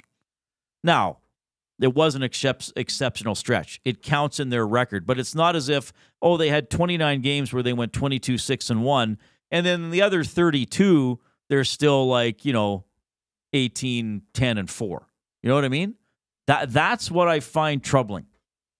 That there's a pretty significant chunk of games this season in which they are under 500 and have had issues that have, flared up. Bad penalty killing, bad checking, bad defending, goaltending that's not solid. So I will say this, and I'm sorry if I'm being overly negative or frightening people. Do not think the Oilers are safely in a playoff spot. Because if they stumble here and only get about 42% of their points, it could come down to the last couple games of the year. That's scary to think about, that there could be tension for a playoff spot after having gone 22-6-1 for 2 months. The only saving grace here, though, and a counter argument to that statement, is that this team is known to be streaky. They were streaky last year as well. They'd have 4 losses in a row, and then they'd rattle off 8, 8, 9, 10, heck, 16. They have done that. Now, as we pointed out earlier, this is not the same team as last year, but the leadership core is the same. The goalie situation is the same. So there's that glimmer of hope that this is, you're in the bottom of the belly right now, and hopefully they can catch fire and get streaky in the right way. That's the hope. Yeah. But it may not happen. Well, and that's the beauty of going through these seasons, right? You really don't know until the end. I mean, maybe, yeah. Look, and we have had people, even listeners on the text and the Nasty chat, say, don't crap on them for that 5-game road trip. Everybody's doing bad going through Washington, Florida, Tampa Bay. That's Death Valley right now in the NHL. Don't get too upset about it. And then we've had other people say, first game back after a road trip, McDavid hasn't been home for 3 weeks or whatever.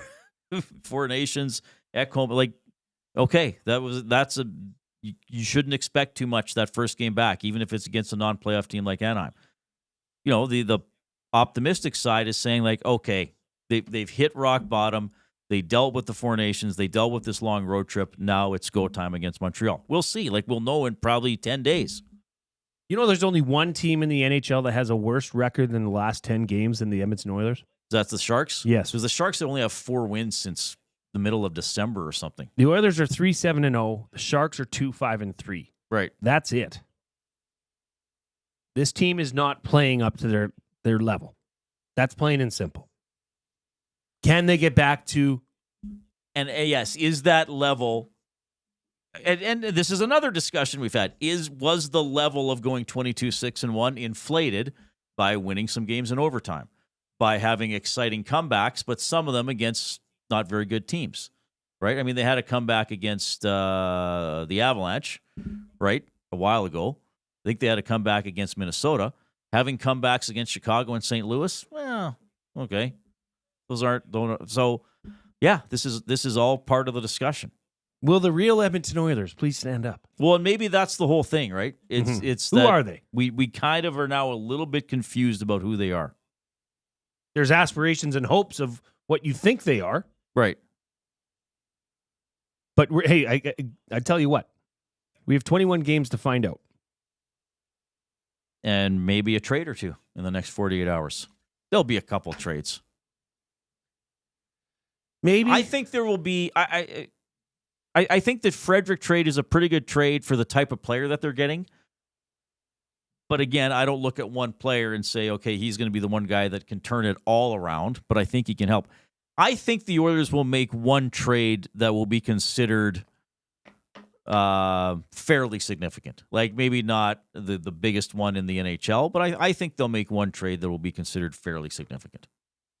I'll leave it at that. The Oil Understood for GCL Diesel, providers of the best diesel engine components around, from turbochargers to injectors, fuel pumps to sensors.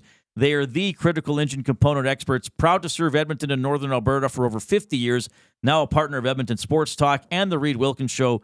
GCL Diesel. Diesel. Understood. All right. Just we'll drop in a couple more clips here, Jay. Here is Chris Knobloch on Matthias Ekholm, who didn't skate today, might not play tomorrow, and he Knobloch was asked, does Ekholm need like extended time off here? I think, I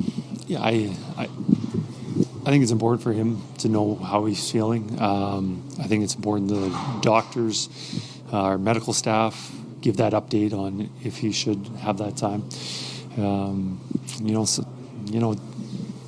When a player sometimes when not playing their best, sometimes playing through it, a lot of times time off, they come back refreshed, they can find their game again. A lot of times that doesn't work. I don't think there's a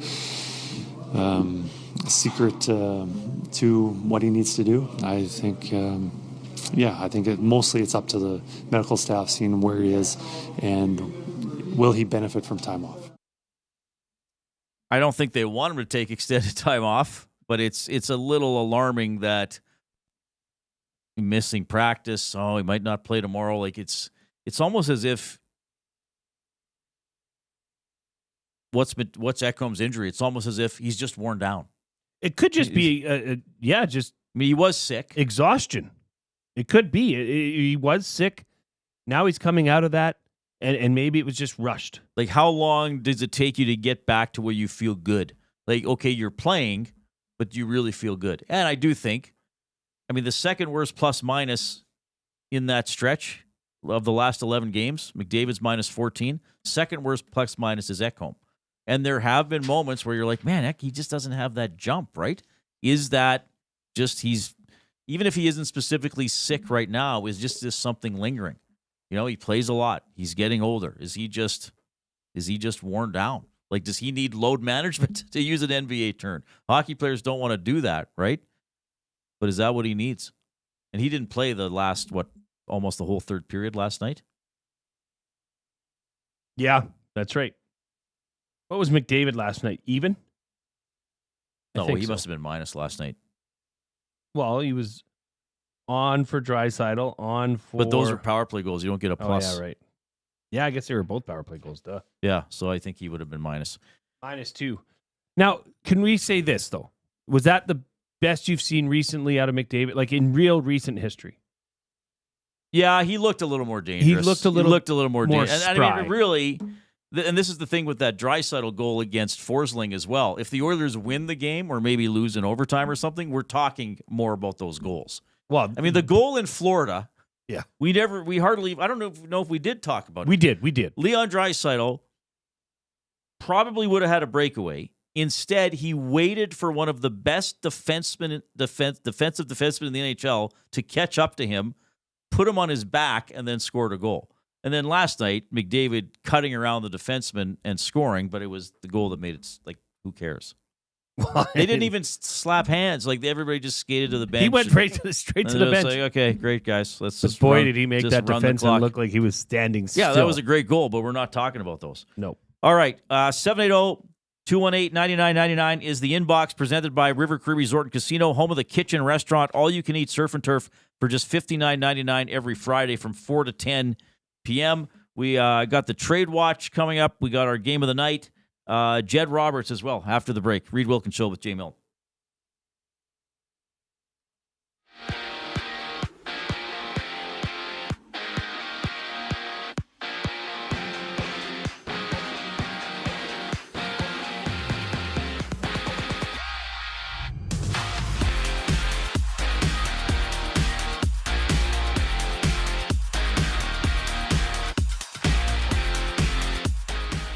Only 5 games around the NHL tonight, featuring the Capitals.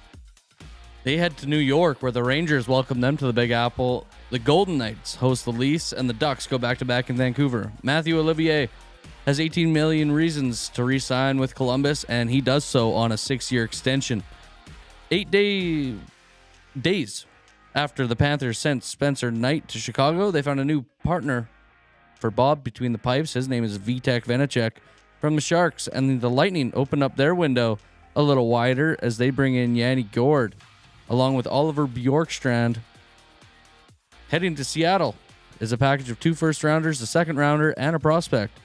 Jack Hughes has undergone shoulder surgery that will end his season early. 8 games across the association, including Boston welcoming Portland to the Garden. The Grizzlies tip off against the Thunder, and Sacramento heads to Denver. This sports update is brought to you by Find Edmonton. Find takes your unused furniture and home goods to help those moving out of homelessness. Get donations picked up or drop them off for free of charge. Find out how you can make an impact at findedmonton.com or call them at 780-988-1717. That is 780-988-1717. Reid and Jay, right back with you. I'm Brendan Eric, and you're up to date. Get your fix every single game with the GCL Diesel Oil Stream pregame and postgame shows with Tom Gazzola and Hernan Salas. Whether it's breaking down the starting lineup, predicting key matchups, or diving deep into the game's biggest moments, Tom and Hernan are here to give you the best insight and analysis in the city. After the final horn, get the breakdown of every key moment, performance, and player reactions. It's your one-stop shop for all things game day. Catch the GCL Diesel Oil Stream pregame and postgame shows with Tom Gazzola and Hernan Salas, only on Edmonton Sports Talk, your clear choice for Edmonton sports.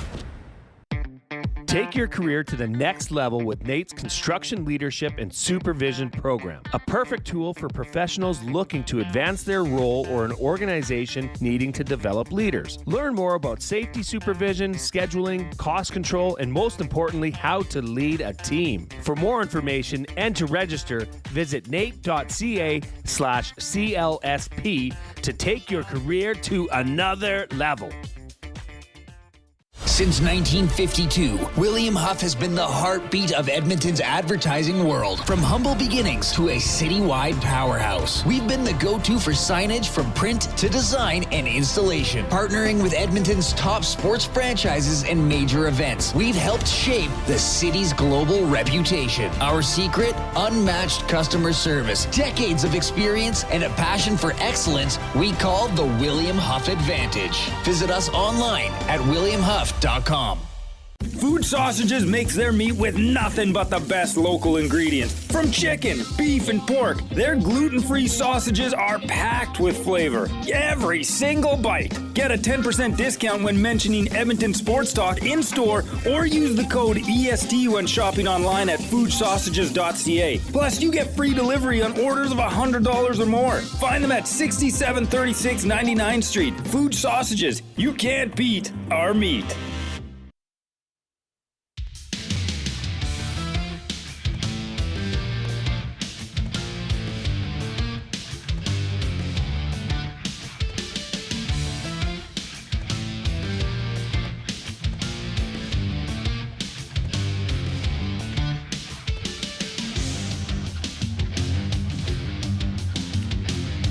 All right, 444. That's 3 of the same number, Jay.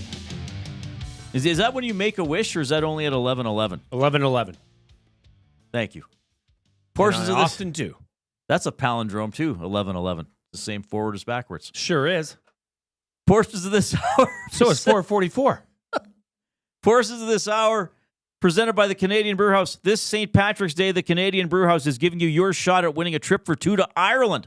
Plus, enjoy Guinness and green beer specials. So drink up, enter to win, and let the luck of the Irish do its thing. Canadian Brewhouse, St. Patrick's Day. I think that's Monday, March 17th. Big day.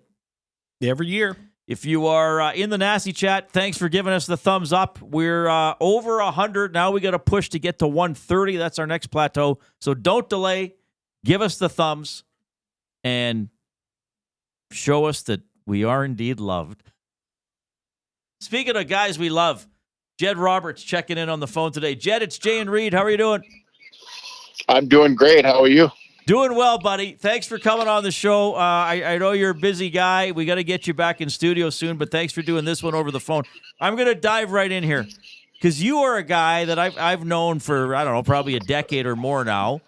And, like, to me, you have confidence and you have swagger. Like, you're not arrogant. You're not like in your face, but you're a guy that you know who you are and you know how to do what you do and you know that you had a great athletic career. To me, the Oilers have lost some swagger. How do you get it back? Man, every team's different, but I think as human beings we have a tendency to overcomplicate things, and sometimes it's just a matter of going back and simplifying and kind of going back to what what made you great to begin with. Like what do the Oilers do really well? Well, they move the puck around, and they crash the net. And I think that when you throw the puck at the net, good things happen. I think sometimes they tend to outthink themselves and try to make the extra play when there doesn't need to be one made. I think confidence is a funny thing. Like it's not always there, right? Sometimes it's more about being consistent and to having relationships with the guys out there and the belief in that the guy's going to be there. I know Connor knows that if he throws the puck at the net that Hyman's going to be there to tip it in, that type of thing. So and I think sometimes when you start to move around the lines and stuff, those things are affected. And I think that if you just go back to doing what you did to dance with the girl that brung you, you know what I mean? Like just take the simple route, do things, simplify, and good things happen. And this is a tricky time of the year too. I think a lot of guys are playing for their jobs, and I think they're squeezing their sticks pretty tight, and that can impact your confidence as well. Like the NHL is a different animal in that regard. You got the trade deadline, and I think some guys feel it more acutely than others. A guy like Connor McDavid isn't going to feel it like a guy like, say, Adam Henrique or a guy like Arvidsson that might be on the block, right? So that would sure, fool around with the chemistry in the room, I think, because, there's a lot of pressure right now on those guys because I think that there's a perception outside the dressing room that there's some underperformance happening, which is funny to say about a team that's won 34 games. But expectations are high in this city and something's got to give. And typically, more often than not, this time of the year, something does give. You bring in new faces and ship out some more beloved guys. So hopefully, nobody too beloved because everybody will be all up in arms this time next week. Jed, do you see, everybody has their theory as to what's gone on here recently with this team, whether it be the goaltending, the defense, the forwards. What do you see as an area that should be of greatest concern, specifically now as we're 2 days away from the trade deadline? Well, under 2 days, technically, by the hour. What do you see as the biggest area of concern for this team? Well, I might be a little bit more of an outlier in terms of how I perceive it. I think that they really addressed a need by picking up Frederick because they really don't have a lot of physical guys in their lineup. When Kane was out of there, he was their guy, their leader in hits by a country mile last year.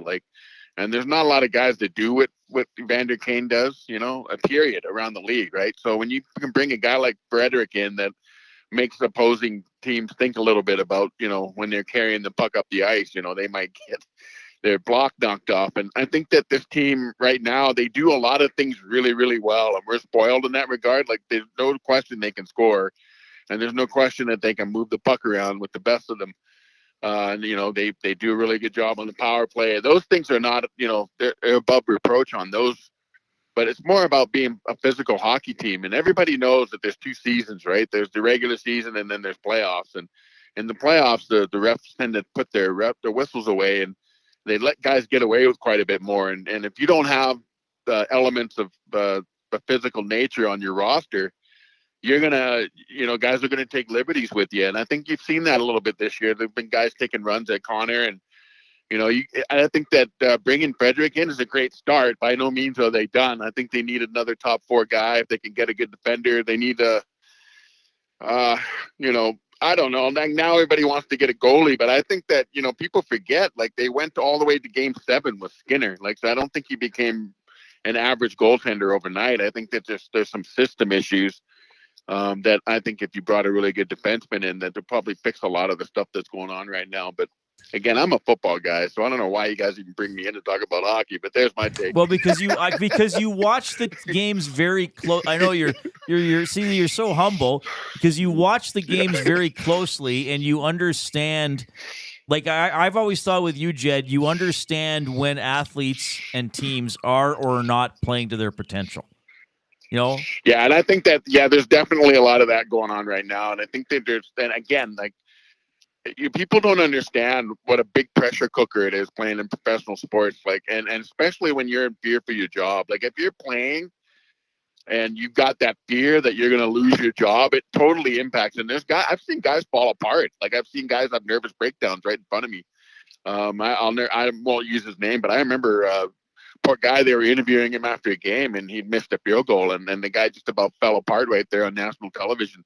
And I think people forget that these are real people. And, sometimes like when they're underperforming, or the fan base here is unlike any other in any other market other than maybe Toronto or, Vancouver. But it's a microcosm, and everybody knows like what's going on, and they pay attention. And when guys aren't playing up to the expectation that they have in this city, then they make it known online, the forums, that people taking shots at them. And I think at the end of the day, you got to remember that these are people, and they do have feelings. And you got a guy like Arbitron, and you got a guy like Skinner. You got the other Skinner, the scoring Skinner, who's not scoring right now. And that's probably one of the biggest issues right now, is that those two aren't bringing to the table what I think we thought we were going to get with them. So, of the two, I would expect that Arbitron might be the guy that they move, because he's got a little bit more upside, I think, right now. But I don't know. I think that they need some more toughness in their lineup. Heading into the playoffs, they got to have some jam on that fourth line, and I think they took care of that yesterday.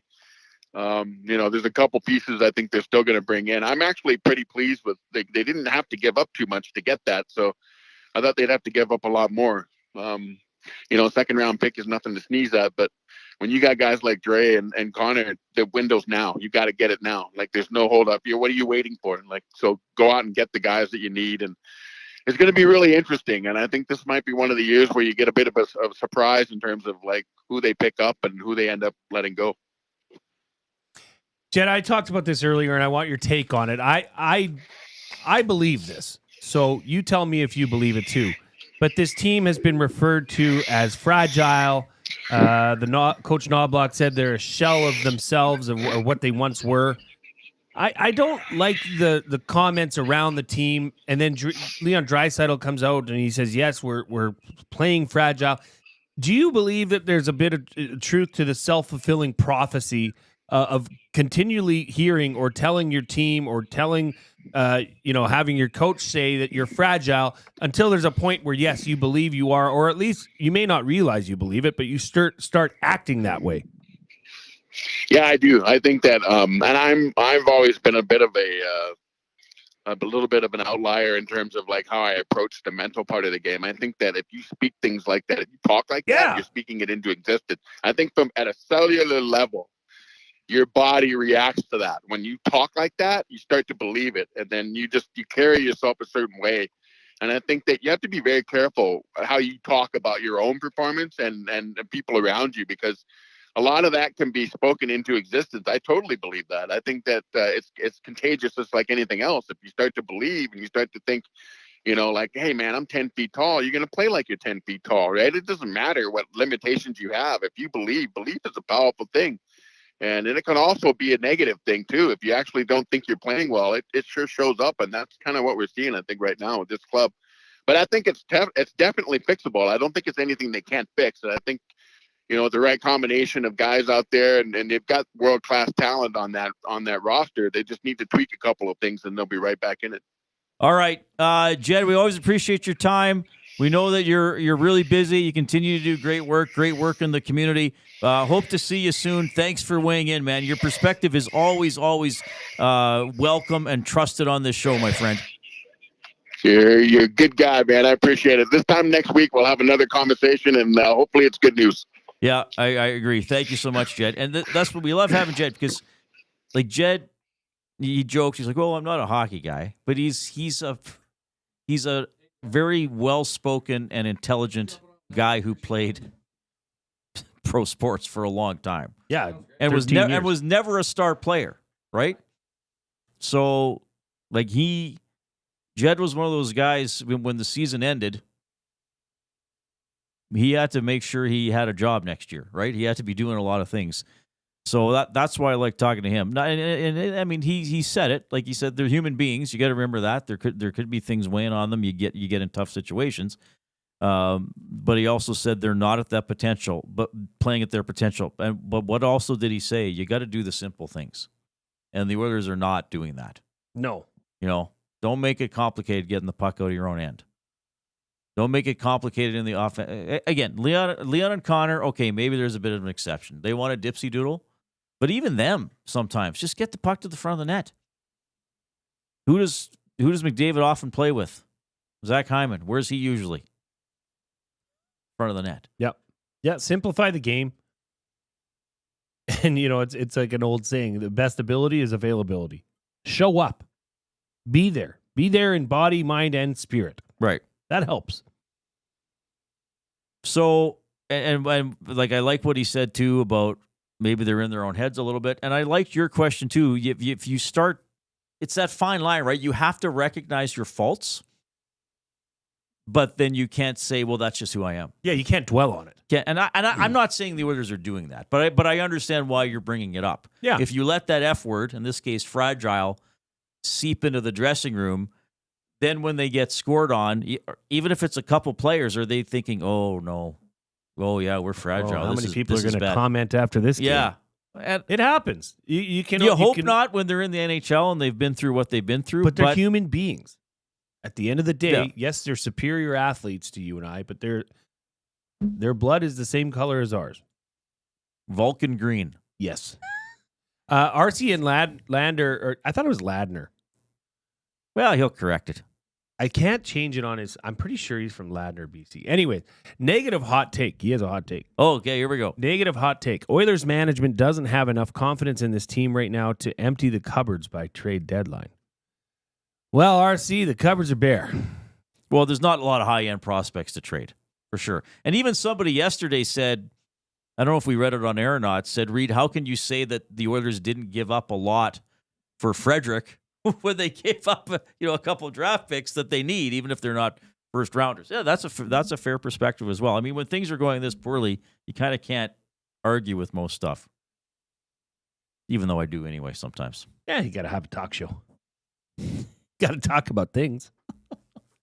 What are we at here, Reid? We need to move. We got to get the thumbs 16. going, everybody. Let's go. We need 16 thumbs to get into Word of the Day territory. By the way, our Trade Watch is presented by Nate's Construction and Leadership Program. Take your career to the next level with Nate's Construction Leadership and Supervision Program, a perfect tool for professionals looking to advance their role or an organization needing to develop leaders. For more information and to register, visit nate.ca/CLSP to take your career to another level. Nate's Construction Leadership and Supervision Program. The Oilers did not make a trade today unless something happened in the last 30 seconds while I was reading that, which sometimes has happened.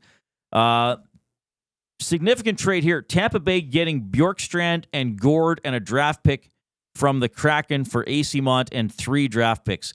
Gord's a good player, and he's been with Tampa Bay. Like, he's one of those guys, like you would say, he's got a motor. He's one of those players to me, man, he didn't, you look at the stat sheet, and maybe he didn't get a point, but he won every shift. You know what I mean? He's one of those guys. Vanacek, the goaltender, went to Florida for Patrick Giles, a forward to Florida, filling in the goaltending gap after they traded Knight. So those are the ones to tell you about today. The Trade Watch for Nate's Construction Leadership and Supervision Program. All right, 5 o'clock break, and then we're back with our game of the night.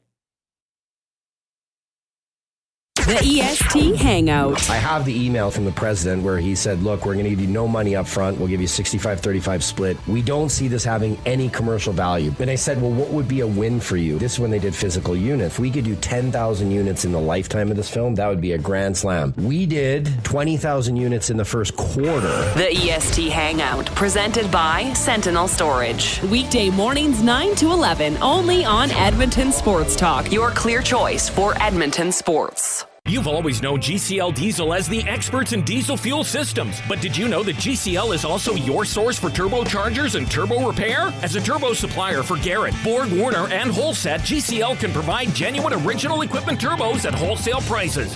Whether it's diesel, gas, natural gas, or performance, we can provide you with the turbo or custom repair you require. Turbo questions? We've got turbo answers. Visit us in the West End or online at GCLDiesel.com. GCL Diesel, turbochargers, understood. At Mind 360, we invite you to embark on your mental health journey in a safe and comfortable space. Conveniently located in St. Albert, Mind 360 has a diverse team of experienced clinicians that offer a broad range of tailored services for children, adults, and families. Furthermore, we are very proud to serve our military, veterans, and first responders. If you're looking for counseling, treatment, or assessment, understand that you are not alone. Contact Mind 360 at mind360.ca to book an appointment today.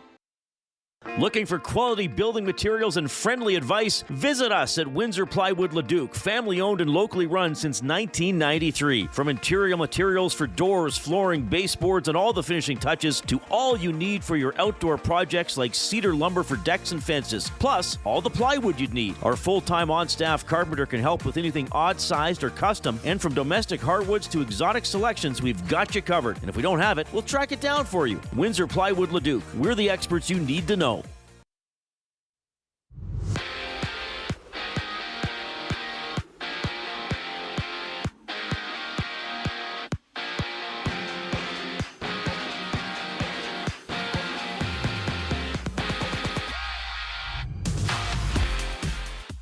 Only 5 games around the NHL, featuring Ottawa traveling to Chicago to take on the Blackhawks. The Golden Knights host the Leafs, and the Ducks go back-to-back in Vancouver. Matthew Olivier has 18 million reasons to re-up with the Blue Jackets, and he did so on a 6-year extension. Days after the Panthers sent away Spencer Knight to Chicago, they found a new partner for Bobrovsky in between the pipes. His name is Vitek Vanacek. He comes in from the Sharks. And the Lightning open up their window a little wider as they bring in Yanni Gourde alongside Oliver Bjorkstrand. Heading to Seattle in that deal is 2 first-rounders, a second-rounder, and a prospect. Jack Hughes has undergone shoulder surgery that ends his season early. The NFL is 5 days away from opening free agency, and it's getting busy as Sam Hubbard announced his retirement at 25 years of age. Gardner Minshew, Christian Kirk, and Tyler Lockett have all been released. And sticking with the Seahawks receiving corps, DK Metcalf has requested a trade out of Seattle. Reid and Jay with you now. I'm Brendan Eric, and you're up to date.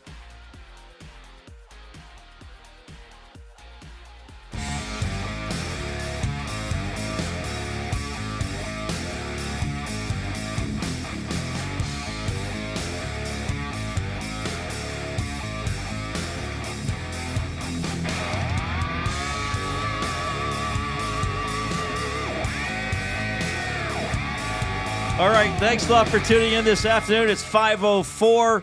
Keep clicking that thumbs up button if you're in the nasty chat on YouTube. We're so close to 1:30. Then we'll worry about other plateaus after that. But we got to get to at least to 1:30 to have a word of the day. You guys are great giving us that little Fonzie button. If you're on the audio stream, iHeartRadio, TuneIn Radio, through EdmontonSportsTalk.com, we thank you as well. Thank you for checking out our station. Oh, and always subscribe wherever you are. And you can also sign up for the podcast. How many podcast platforms now are there? Like 8? I don't know. I know there's Spotify, there's Apple. Podcasts are us. I don't know. The podcast store. Brendan, what do you listen to Poddy's your podcast House of on? Pods. Tide Pods. Just Apple. Apple for me. Tide Pods. Can you get podcasts through a Tide Pod? Have you had the new fruit-flavored Tide Pods? They're delicious. They are so good. They are delicious. We shouldn't joke about that. Weren't people doing that a few years ago? Well, I don't care. Yeah, natural selection, I think. Yeah, dude. Come on. The Darwin Awards, is that what that's called? Yeah, yeah. Sorry. If you're eating dish detergent, then perhaps you don't want those people to reproduce. Is that what you're saying, Jay? Potentially. Hello, Lars is thumbing us from all the way from Arizona. Oh, sweet. Thanks. I felt it all the way up here, Lars. That was a powerful thumb. That was a powerful thumb. Is the Grand Canyon in Arizona? Where is it, Brendan? Was it still? Is it in Nevada? Says you. I thought it was across the border in Arizona. I think it might span Well, it is a Grand It Canyon. is grand. Well, it's in Nevada. I don't know if it spans. Well, we got to find out now. How many states does the Grand Canyon cover? 7 states. Get Really? the heck out Okay, of but when here. people say they went to the Grand Canyon, They go to Nevada. It is in Nevada. Well, I believe I thought it because was in the Arizona. the Okay. tours from Las Vegas. But I thought that crossed the border. That's a great question, Reid. I thought it went into Arizona. Grand Canyon National Park is in the northwest corner of Arizona. The Colorado River flows through the canyon, comprised from water from 7 states. Oh. Yeah, people are Yet the saying it's in feature we Arizona. know as Grand Canyon is entirely in Arizona. Oh, there we go. Reid, Okay. you've done it again. Well, no, I didn't. I didn't know. I just thought that. Reid's but I was asking smarter people. than everybody. Well, not everybody. Well, most, yeah. Most people I would accept. Yes, Most. I would accept that answer. How many miles does the Grand Canyon stretch? Yes. Oh, my, 112. Probably way more than that. Brendan? I have no good guess. 200. You're closer. Nice. 277 miles. Oh, Wow. neat. That is pretty grand. It is. It's the greatest canyon I've ever seen. You've seen it? Nope. Oh. I've I seen it said from I the haven't airplane. been. Yeah, I've seen it. I don't even seen it from airplane. I've just seen pictures. Name of it. one U.S. state that is a one syllable. Name a word. U.S. state that is one syllable.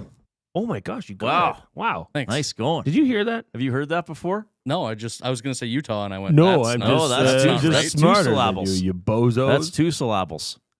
How many states only have one syllable? one. Maine, that was the question. Name Oh. the only state that has one syllable.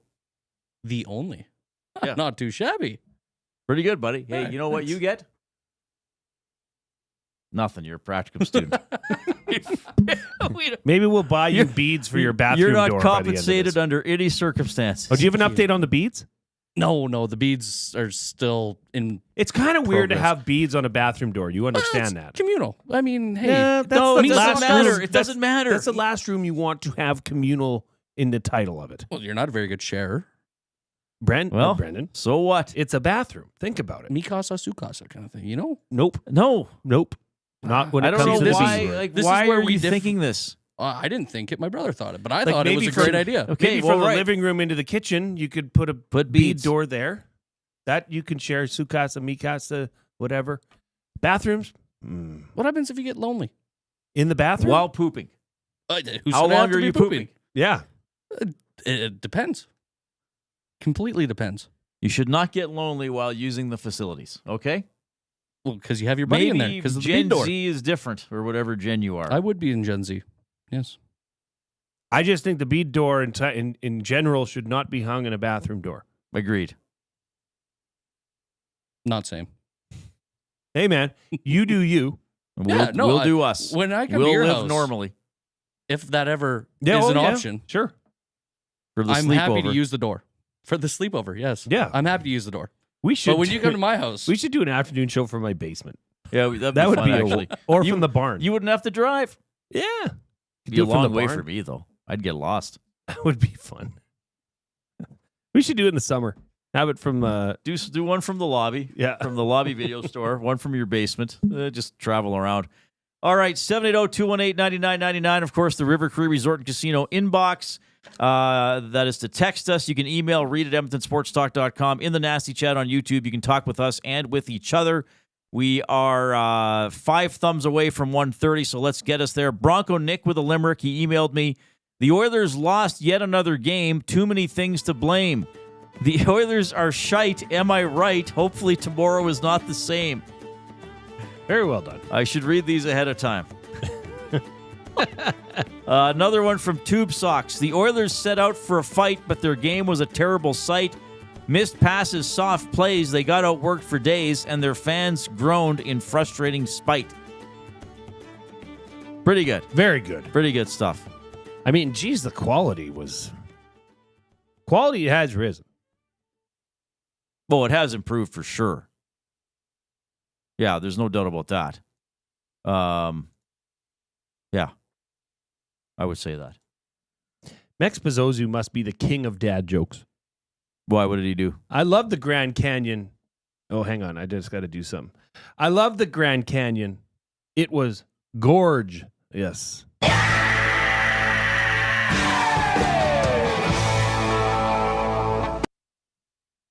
What was that, Brandon? I don't know what he's saying. Let's get to our game of the night for Play More Tables and Games. Play more tables and games. For ping pong and pool tables to darts and dome hockey, plus all the classic arcade action you could ask for, visit Canada's Game Room experts, locations in Edmonton and Calgary, or online at playmoregames.ca. My game of the night will be, well, you can go first. I usually go first. Sorry, buddy. I wonder what Tommy's game of the night's going to be. Dungeons and Dragons. Tom was in the nasty chat earlier. I don't know if he's still there or not. Okay, my game of the night. I'm gonna take this from friend of EST, friend of the Reid Wilkins Show. In fact, Guy Flaming. Oh, nice. He says the game of the night: the Oil Kings versus the Wheat Kings. Oh, good stuff. It's a battle royale. Also, Wiener Wednesday. He says it's named after the broadcast crew, which he's one of. Matt Barrett and Guy Flaming are the Wieners? The Wiener crew. Oh, I didn't know that. Maybe, yeah. Maybe that could stick. Wiener Wednesday. Yeah, we're glad to give the Oil Kings a plug for sure. Yeah. But I will not be going to the Oil Kings game because I'm going to be... Now, I don't know, but is the Cooey rink already eliminated from the Briar? Because they're 2-4, and I think there's only... Yeah, because you'd be in the top 3 in your pool to get in, right? Yeah, they might be out. And if I'm looking at this right now, they play New Brunswick tonight in the evening draw. And, I mean, I don't know. I think they're eliminated already. Darn it. I don't think they could get in. What about the Jacobs rink, though? 6-0, baby. Well, that's where Kennedy's playing, right? We should get Mark on, yeah, we'll have to check the schedule. Before they go and win this send him a thing. note, yeah. Give him the Reid Wilkins boost?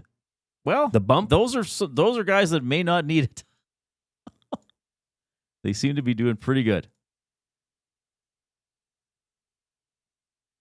Mike McEwen 7-0, Brad Jacobs is 6-0, Gushew's 6-0, Carruthers is 6-1. Okay. My game of the night will be the Blues at the Kings. Why would I pick that one? I wonder.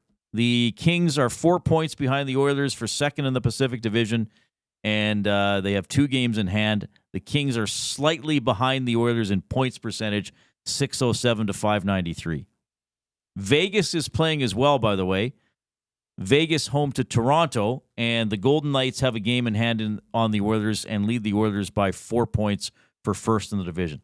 Maybe that's a little sobering or a good reminder for myself. As lousy as the Oilers have been lately, they remain 4 points out of first in the division. I was talking about how they're only 9 points ahead of the playoff cut line. Perhaps I should have been a little more positive or pointed out the other side of that they are also only 4 points out of first in the division with a quarter of the season to go.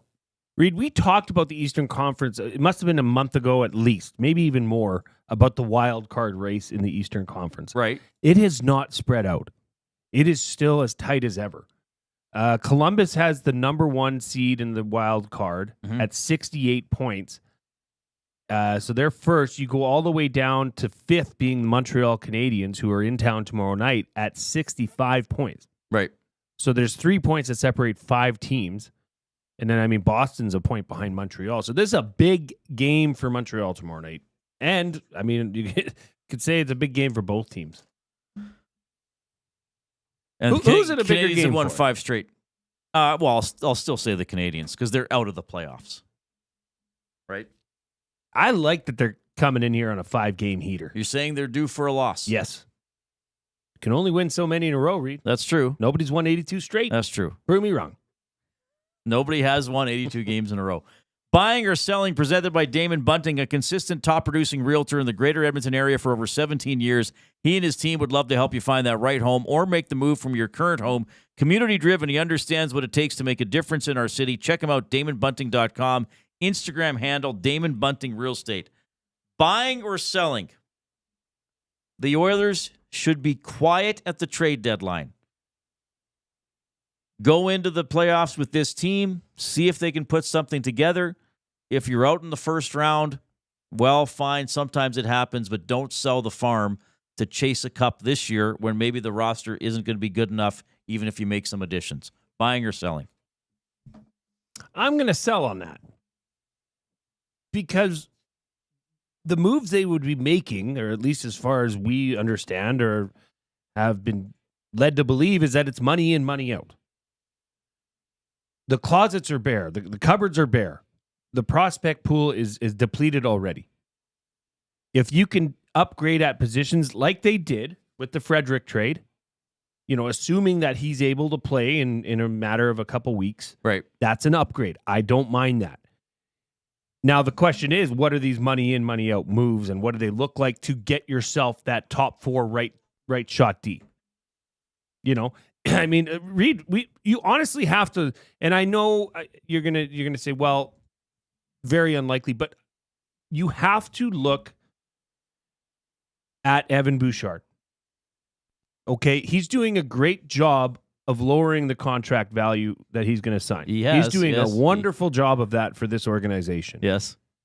But he's still a valuable asset, very valuable asset. Is there any, I mean, I guess this is a bad way to present it, especially to you, because you say nothing's out of or impossible. Right. But just in the way that this is, I mean, he's on your top pairing. Right. He is a liability. No question. And there hasn't been the offensive upside to counterbalance that. Correct.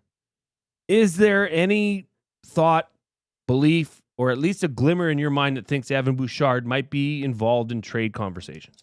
I would say no. I would think if Evan Bouchard departs the Edmonton Oilers, it would happen in the summer. I think they would go into the playoffs with him and see how he does. Gotcha. Because it's no skin off their back keeping him throughout the end of this year. It's until that contract has to be signed. Let me ask you this. Now he's banged up, obviously. Mattias Ekholm is a UFA after next season. Very much so. Could be trade bait, right? Maybe. But what do you want to get in return? You want to get him. Well, that's the thing. But you want him. You want him at his peak or younger. Yeah. I just think. I think there will be probably a couple moves by Friday. Maybe one that is somewhat significant. I mean, maybe Kane gets traded, something like that. Maybe one of these no move clauses gets waived and somebody gets traded. Maybe. But I'm wondering if, and Craig Button said this specifically about Stu Skinner on Dusty's show a couple weeks ago. Do they give some of these guys another run at it in the playoffs? Do they say, okay, you went deep last year and you were 1 win away.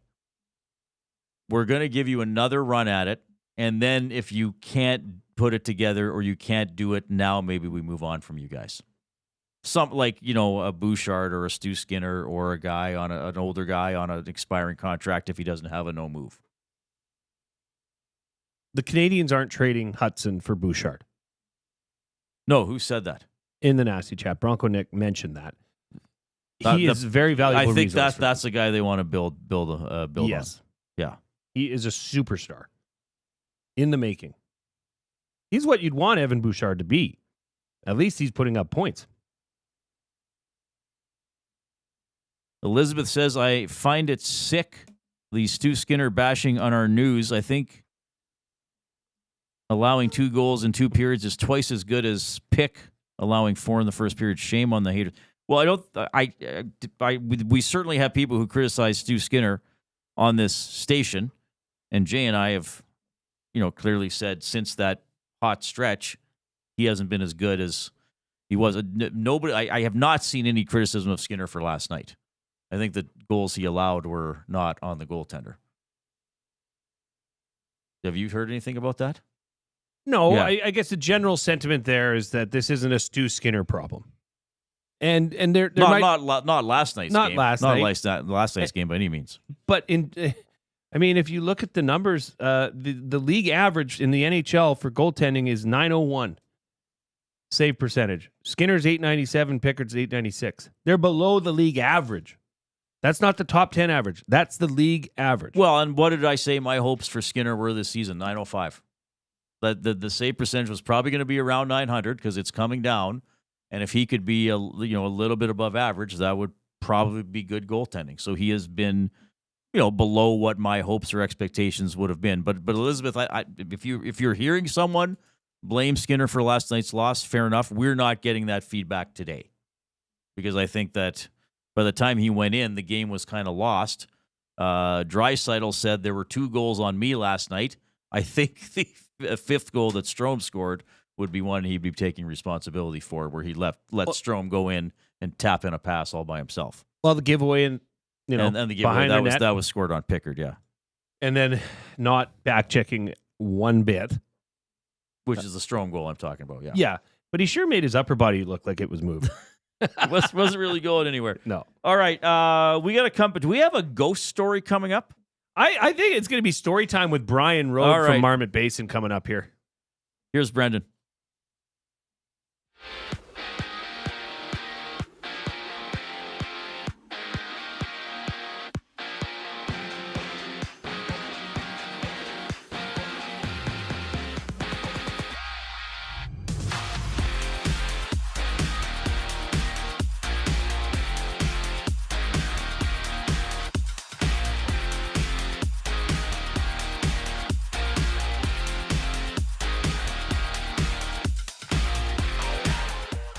Only 5 games on the NHL slate this evening, featuring the Blues as they take on the Kings in LA. The Golden Knights host the Leafs, and the Ducks go back-to-back in Vancouver. Matthew Olivier had 18 million reasons to re-up with the Jackets, and he does so on a 6-year contract extension.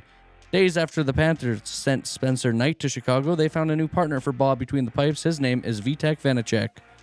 He comes in from the Sharks. And the Lightning open their window a little wider as they bring in Yanni Gourde along with Oliver Bjorkstrand. Heading to Seattle in that deal is a package of 2 first-rounders, a second-rounder, and a prospect. Jack Hughes has undergone shoulder surgery that will end his season early. Over in the NFL, they are 5 days away from opening free agency, and it's getting busy as Max Crosby extends with the Raiders for $106.5 million over the next 3 seasons. Zach Bond also got a 3-year deal. He'll be paid $51 million over that time. Joe Thuney will wear a Bears jersey as the Chiefs get a 4th-round pick in exchange. This sports update is brought to you by Windsor Plywood Leduc, locally owned and operated serving Leduc and surrounding area since '93. Doors, flooring, baseboards, and of course, plywood. Go see the knowledgeable staff at Windsor Plywood Leduc. More Reid and Jay after the break. I'm Brendan Eric, and you're up to date. The Nielsen Show with Lieutenant Eric. Craig Button, TSN head scout and hockey analyst. The bottom line is that Edmonton Oilers have created their own situation. Well, we're limited. We don't have flexibility. That's your excuse? I believe if they don't make some significant move at the deadline prior to Friday, they're really vulnerable for being eliminated from the playoffs early this year. The Nielsen Show with Lieutenant Eric, presented by South Fort Chevrolet. Weekday mornings 6 to 9, only on Edmonton Sports Talk, your clear choice for Edmonton sports. Love is in the air. I love you. And you? And you? And you! Why choose between your beloved items? Sentinel Storage, keeping your treasures safe to be loved again. Try 4 weeks free. Details at sentinelstorage.ca.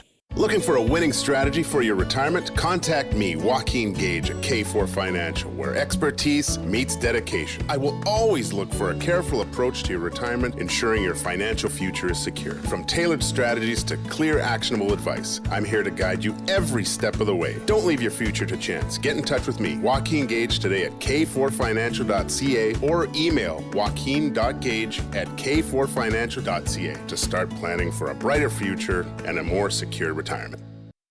Hey Edmonton, ready to take advantage of lower rates and better pricing? South Fort Chevrolet in Fort Saskatchewan has you covered. From rugged trucks to sleek SUVs. And with over 40 years in business, you can trust that you're getting the best deal on your new ride. As the proud title sponsor of the Nielsen Show, EST listeners can drive a little to save a lot with South Fort Chevrolet's transparent pricing and down-to-earth sales team.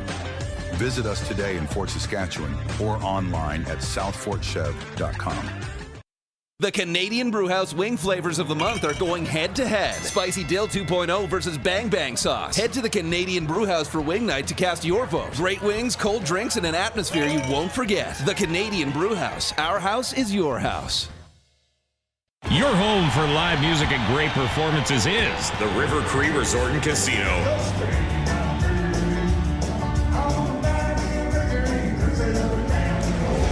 Don't miss the internationally recognized tribute, the Alan Jackson Experience, April 18th at the River Cree Resort and Casino. Get your tickets at rivercreeresort.com. River Cree Resort and Casino. Excitement? Bet on it.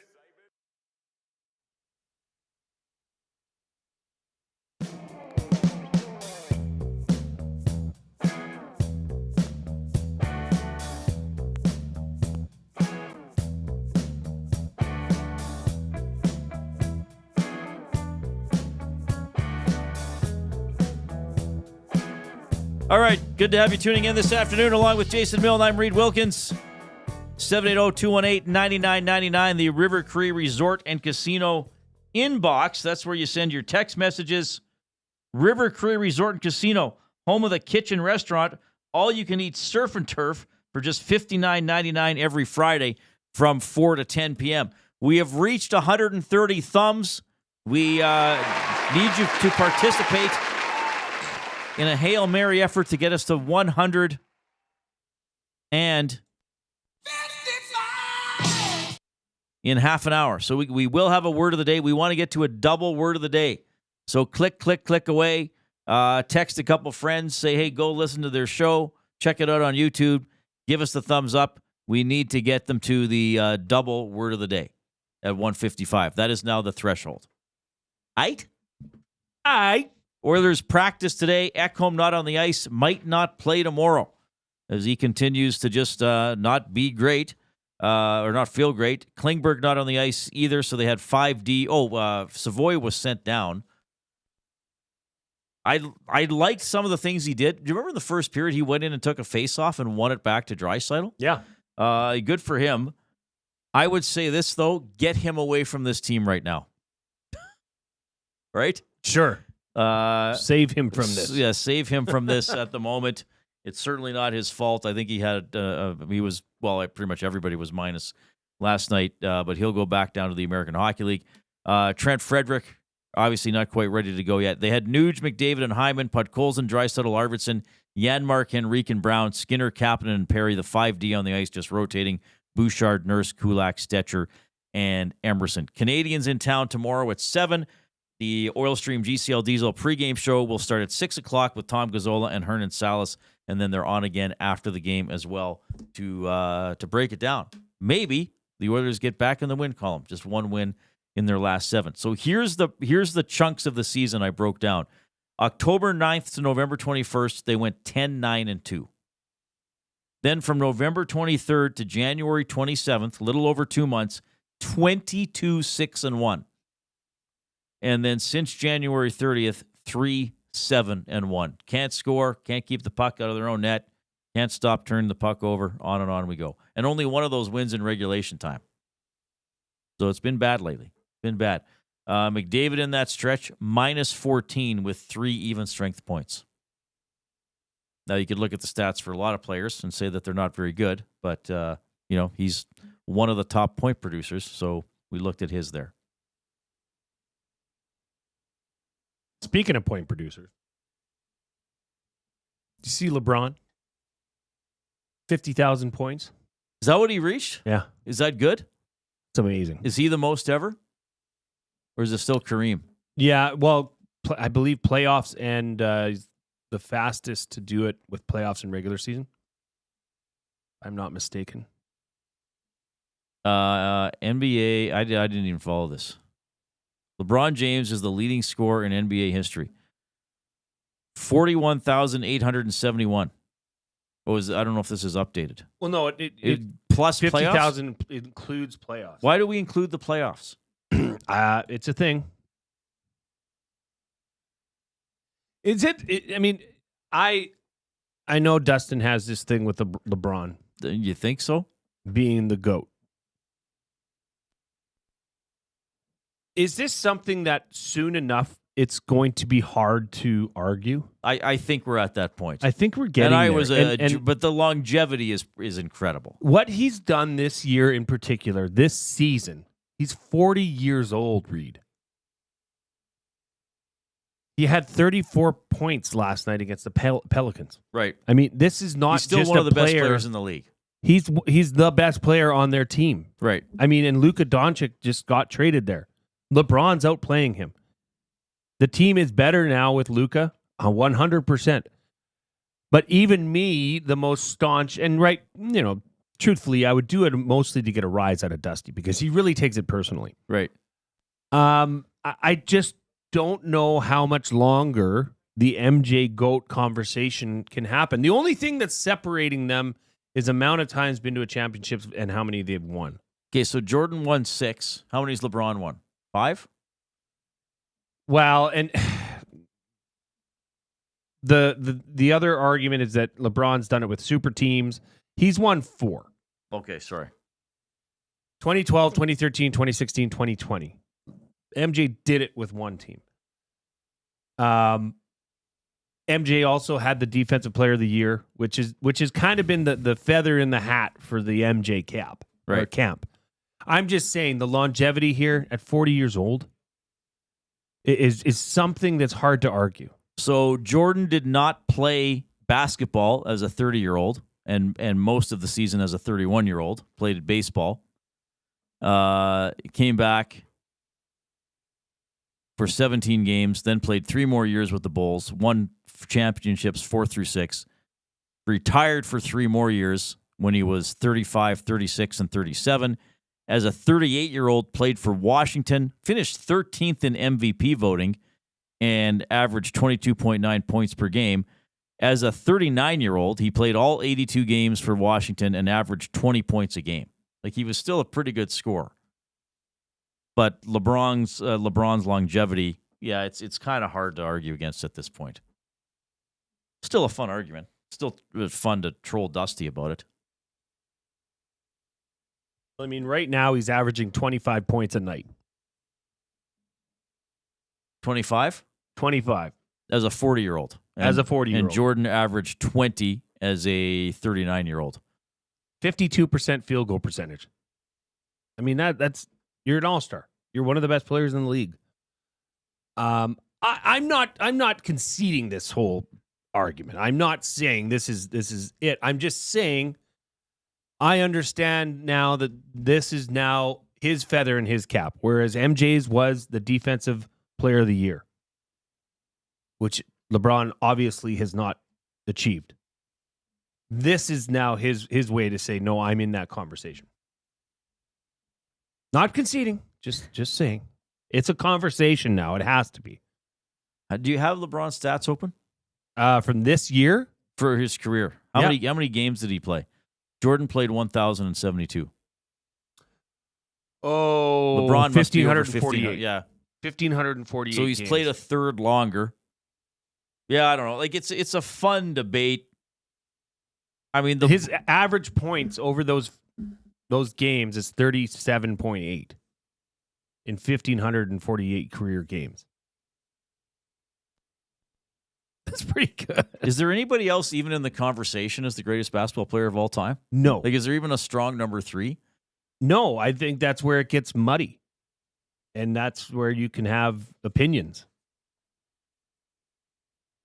But I mean, MJ was Tom Brady to Patrick Mahomes. You know, Tom Brady is MJ, Patrick Mahomes is LeBron. Well, if Mahomes can win 2-3 more Super Bowls, there's a discussion. Yeah, for sure. Right? It's kind of like when you talk about the best golfer of all time.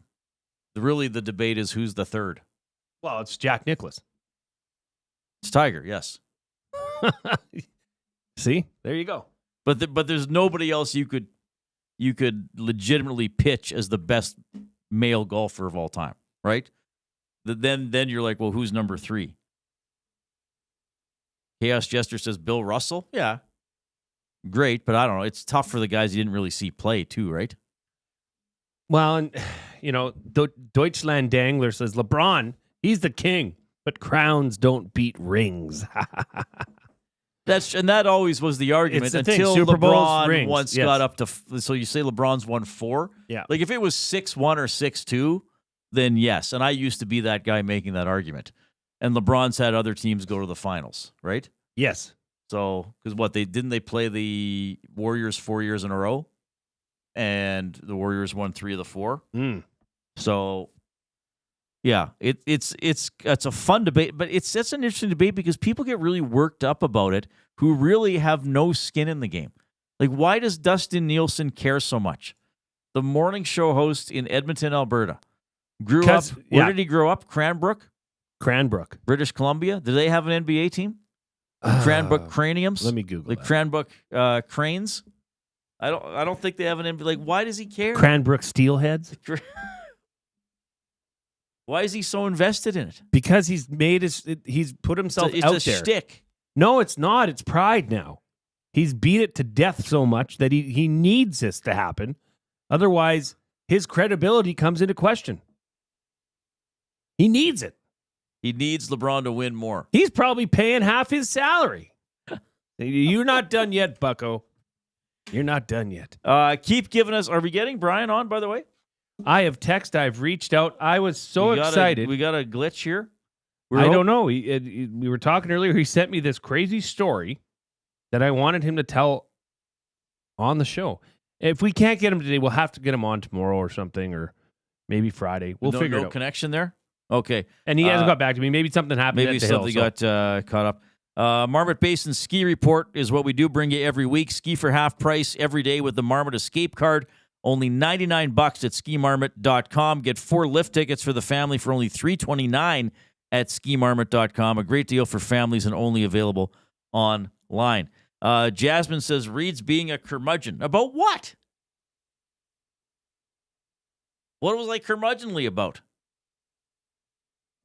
Mex Bezozu, why are people who think Jordan is number 1 so offended when they suggest LeBron is better? It's all about nostalgia. And that's the thing, too. It's a different era. It's a different game. That's also something that you can't really... It's like trying to compare McDavid to Gretzky. It's hard to. The game was different. I would say hockey's changed more than basketball. Basketball has become so soft. So soft. True, but the scores are about the same as they were in the 90s. Gretzky's era, the goal scoring was off the charts. True. That's why I said that. Basketball's changed so much, though, Reid. Like the 3-point shot is everything now. Well, and in the 90s, a guy LeBron's size would not have shot threes. Like they used to have centers. Yeah, like now centers still shoot a lot of threes, don't they? Yeah.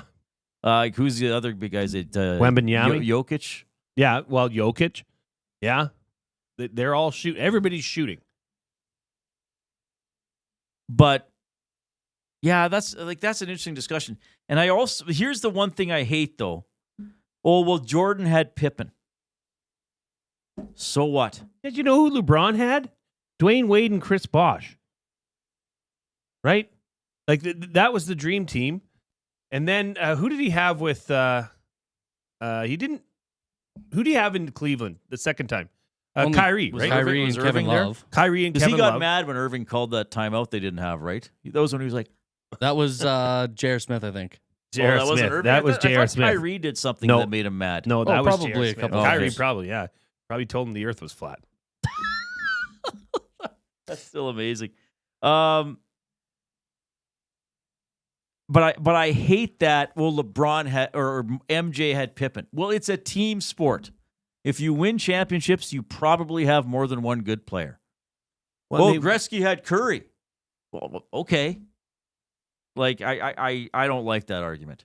You can Deutschland Dangler again. MJ is the assassin. 6-0, 6 Finals MVP. There's no debate. And I mean, it comes down to champs. They call them chips, Reid. Do they really? Yeah, they do. They call championships chips? Oh, ships. You know, like chips. Oh, I've never shortened it that way. Yeah, Ray Allen and Kyrie Irving. Ray Allen was on the Heat team because didn't he win it with the Heat? Yeah. And that was when they had Wade, Bosch. And Ray Allen? Okay. Ray Allen later in his career. Because wasn't he Milwaukee when he was younger? And he was in He Got Game, directed by Spike Lee. Wasn't that Ray Allen? He was. Brendan's like, Ray why Allen is was Reid with making Boston. up names? Ray Allen was with Boston. I thought Ray That's where I Allen played for remember him from, Milwaukee too. at some His point. name is Jesus. And he's the best. That's Jesus Shuttleworth. Why do I think that Ray Allen played for Milwaukee? Because he did.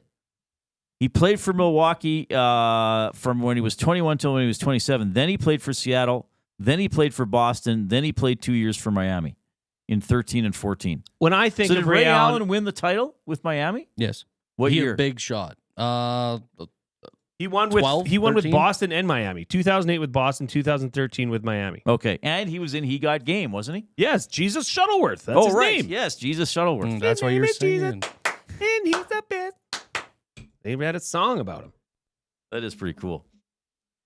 All right, portions of this hour presented by the Canadian Brewhouse.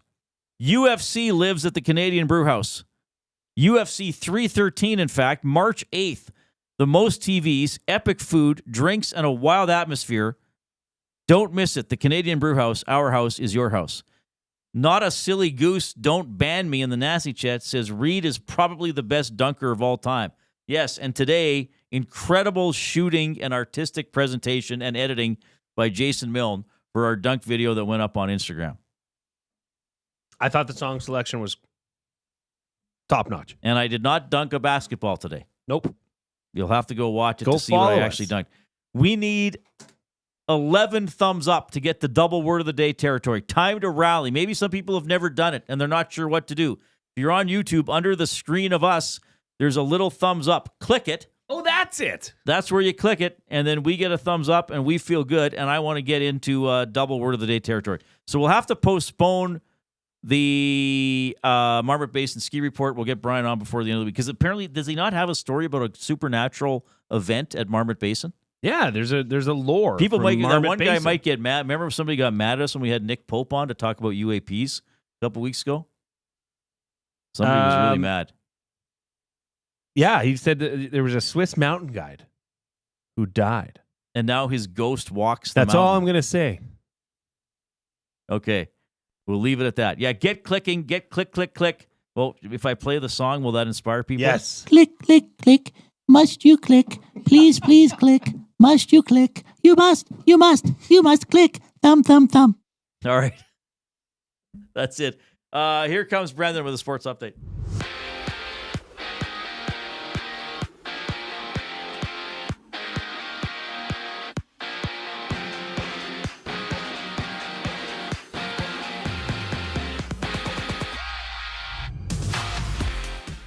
Only 5 games around the NHL featuring the Blues as they take on the Kings in LA. The Caps head to New York where the Rangers welcome them to the Big Apple. The Golden Knights host the Leafs and the Ducks go back-to-back in Vancouver. Matthew Olivier has 18 million reasons to re-up with the Blue Jackets, and he did so on a 6-year extension. Days after the Panthers sent Spencer Knight to Chicago, they found a new partner for Bob in between the pipes, and his name is Vitek Vanacek from the Sharks. The Lightning open up their window a little wider as they bring in Yanni Gourde along with Oliver Bjorkstrand. Heading to Seattle is a package of 2 first-rounders, a second, and a prospect. And Jack Hughes, he's gone, shoulder surgery. He will be out for the remainder of the season. 8 games in the hard court include the Heat as they head to the land to tip off against the Cavs. The Clippers host the Pistons at the Dome, and the Grizzlies tip off against the Thunder. Reid and Jay wrap up the show after the break. I'm Brendan Eric, and you're up to date. Get your fix every single game with the GCL Diesel Oil Stream pregame and postgame shows with Tom Gazzola and Hernan Salas. Whether it's breaking down the starting lineup, predicting key matchups, or diving deep into the game's biggest moments, Tom and Hernan are here to give you the best insight and analysis in the city. After the final horn, get the breakdown of every key moment, performance, and player reactions. It's your one-stop shop for all things game day. Catch the GCL Diesel Oil Stream pregame and postgame shows with Tom Gazzola and Hernan Salas, only on Edmonton Sports Talk, your clear choice for Edmonton sports. Food Sausages makes their meat with nothing but the best local ingredients. From chicken, beef, and pork, their gluten-free sausages are packed with flavor. Every single bite. Get a 10% discount when mentioning Edmonton Sports Talk in-store or use the code EST when shopping online at foodsausages.ca. Plus, you get free delivery on orders of $100 or more. Find them at 6736 99th Street. Food Sausages. You can't beat our meat. Hi there. If you're like me, you like to picture yourself in luxury, even though there's absolutely no way you could afford it. And if you can, well, even better. Thankfully, I picture myself in something that is luxury, but still absolutely affordable, like the all-new Mazda CX-90 from Park Mazda. With the new luxury features like facial recognition settings and quilted detail Napa leather seating, I can pretend to be comfortable with all of my proper settings activated without even touching a button, thanks to Mitch Lewicki and the great staff at Park Mazda. I like to picture Mitch Lewicki as a ninja fighting off evil samurai. Park Mazda, your dealer for life in Sherwood Park off Y Road, parkmazda.ca. Your brand deserves more than just a whisper, it deserves a buzz. At the Hive Product Marketing, they specialize in promotional products that bring the buzz. From eye-catching giveaways to unforgettable keepsakes, they got the perfect products to make your brand stand out and get noticed. Visit the Hive Product Marketing and let them create the buzz your business deserves. The Hive Product Marketing, the official merch partner of Edmonton Sports Talk. Visit them online at thehiveproductmarketing.com.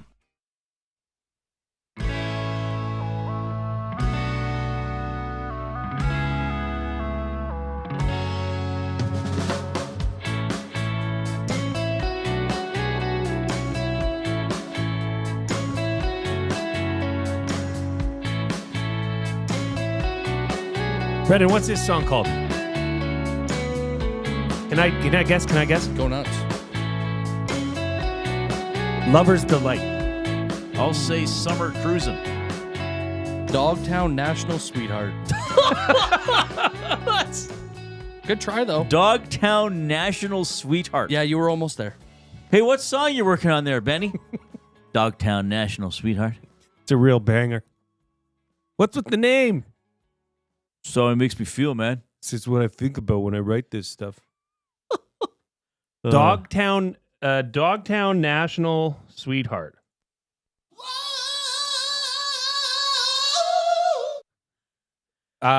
We need 3 more thumbs up, baby, in the nasty chat. We got to get those clicks to get to that second word of the day.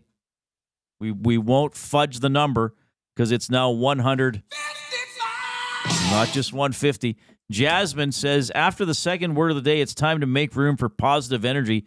Parse out that negativity. You know what, Jasmine? Don't tell me how to feel, okay? Now, a bonus word for using the word parse. Yeah. Was that proper usage of the word parse? Let's analyze. Parse out. Parse definition. Analyze into its parts and describe their syntactic roles. An act or the result obtained by parsing a string or a text.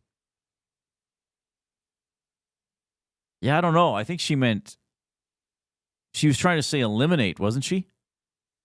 I don't know. What is these songs is he doing again? Oh, In the Air Tonight.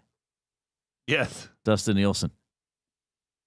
We need 2 thumbs in 2 minutes. One thumb in 2 minutes to get the double word of the day. Well, we got the first word, right?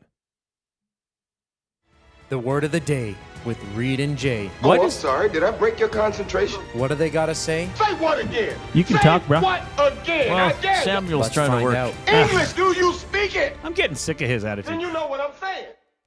His demands. Go ahead. Make my day. Why does Jasmine think I'm being negative? I'm not sure. I think she just can't take my harsh reality. Yeah. We did it. Who do you think you are? I am. We did it. We got to 155. All right, double word of the day. So if you're new to the show, where have you been? First of all, thank you for checking it out. Jay gives me a word of the day. I have to spell it and then get the definition.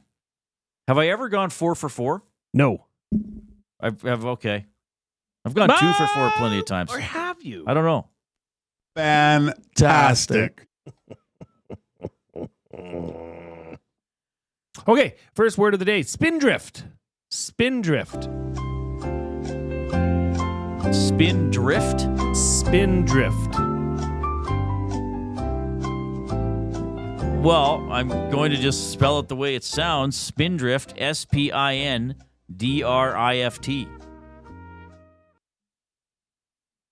Spindrift. So that is just obvious spelling. And is it one word or is it hyphenated?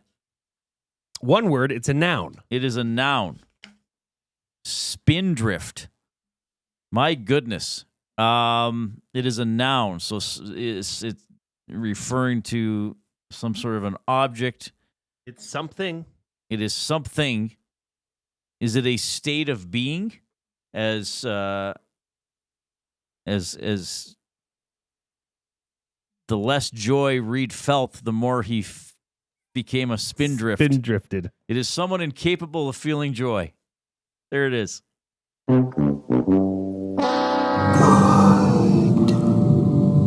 can feel your anger. Spindrift is spray swept up by wind along the surface of the sea. Something that is picked up by the wind along the surface of the sea? It's spray swept up by wind. Oh, spray. Okay. Each That's wave cool. sent a cloud of spindrift up. Got it? Box Pounder says, Jazzy, next time you're in the locker room after a tough loss, ask them something that will make them laugh. Who is your favorite media person and why is it me? Box Pounder is being goofy. Jasmine was in the locker room with me last night. She asked a question when she went earlier in the season after the Blues game. She did not last night. Well, read the room. Probably would have been a little intimidating last night. I don't think she was intimidated. It's just different after a loss, especially a horrifically bad one.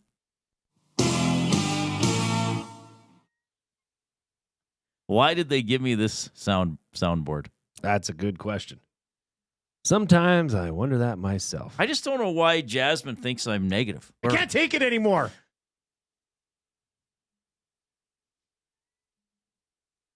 The word of the day with Reid and Jay. I'm sorry. Did I break your really concentration? breaking the tape do they gotta today say? at the Say finish what line. again? Say what again? I dare you. Let's find out. English, do you speak it? Then you know what I'm saying. Second word of the day, dite. Dite. Dite? Dite. You're just trying to get me to say weird things. Wow, which way do I go with this one? I don't think it'd be D-I-T-E. I'm gonna say dite, D-E-I-T. No, that's wrong. No. Okay, I said it. D-E-I-T. Tuba guy? Dite is spelled just like you think it is. D-I-T-E? No. Maybe not just so you think. D-I-G-H-T? Really? Yes. It is a verb. Would you like me to use it in a sentence so you can... Yeah, then I'll get it for sure. Ooh. Cocky. The warm... The warm weather calls for one to dite themselves in cool, light fabrics. Well, I don't know if I've ever dited myself, especially in fabric. Can you read the sentence again? The warm weather calls for one to dite themselves in cool, light fabrics. It's a way of dressing. It's a way of putting your clothes on. Use this at the office, everybody. To dress or adorn. Right. So please go up to your coworkers tomorrow and say, hey. How are you going to dite that jacket? How are you dited today? Yeah. So did you dite yourself? Did your mom pick out your diting? You're ugly and your mama dites you funny. Oh, baby. Oh, boy. My goodness. Jasmine says, I only said you're being a hater for Dusty's passion of LeBron. Box Pounder says, Reid is the maestro of the soundboard.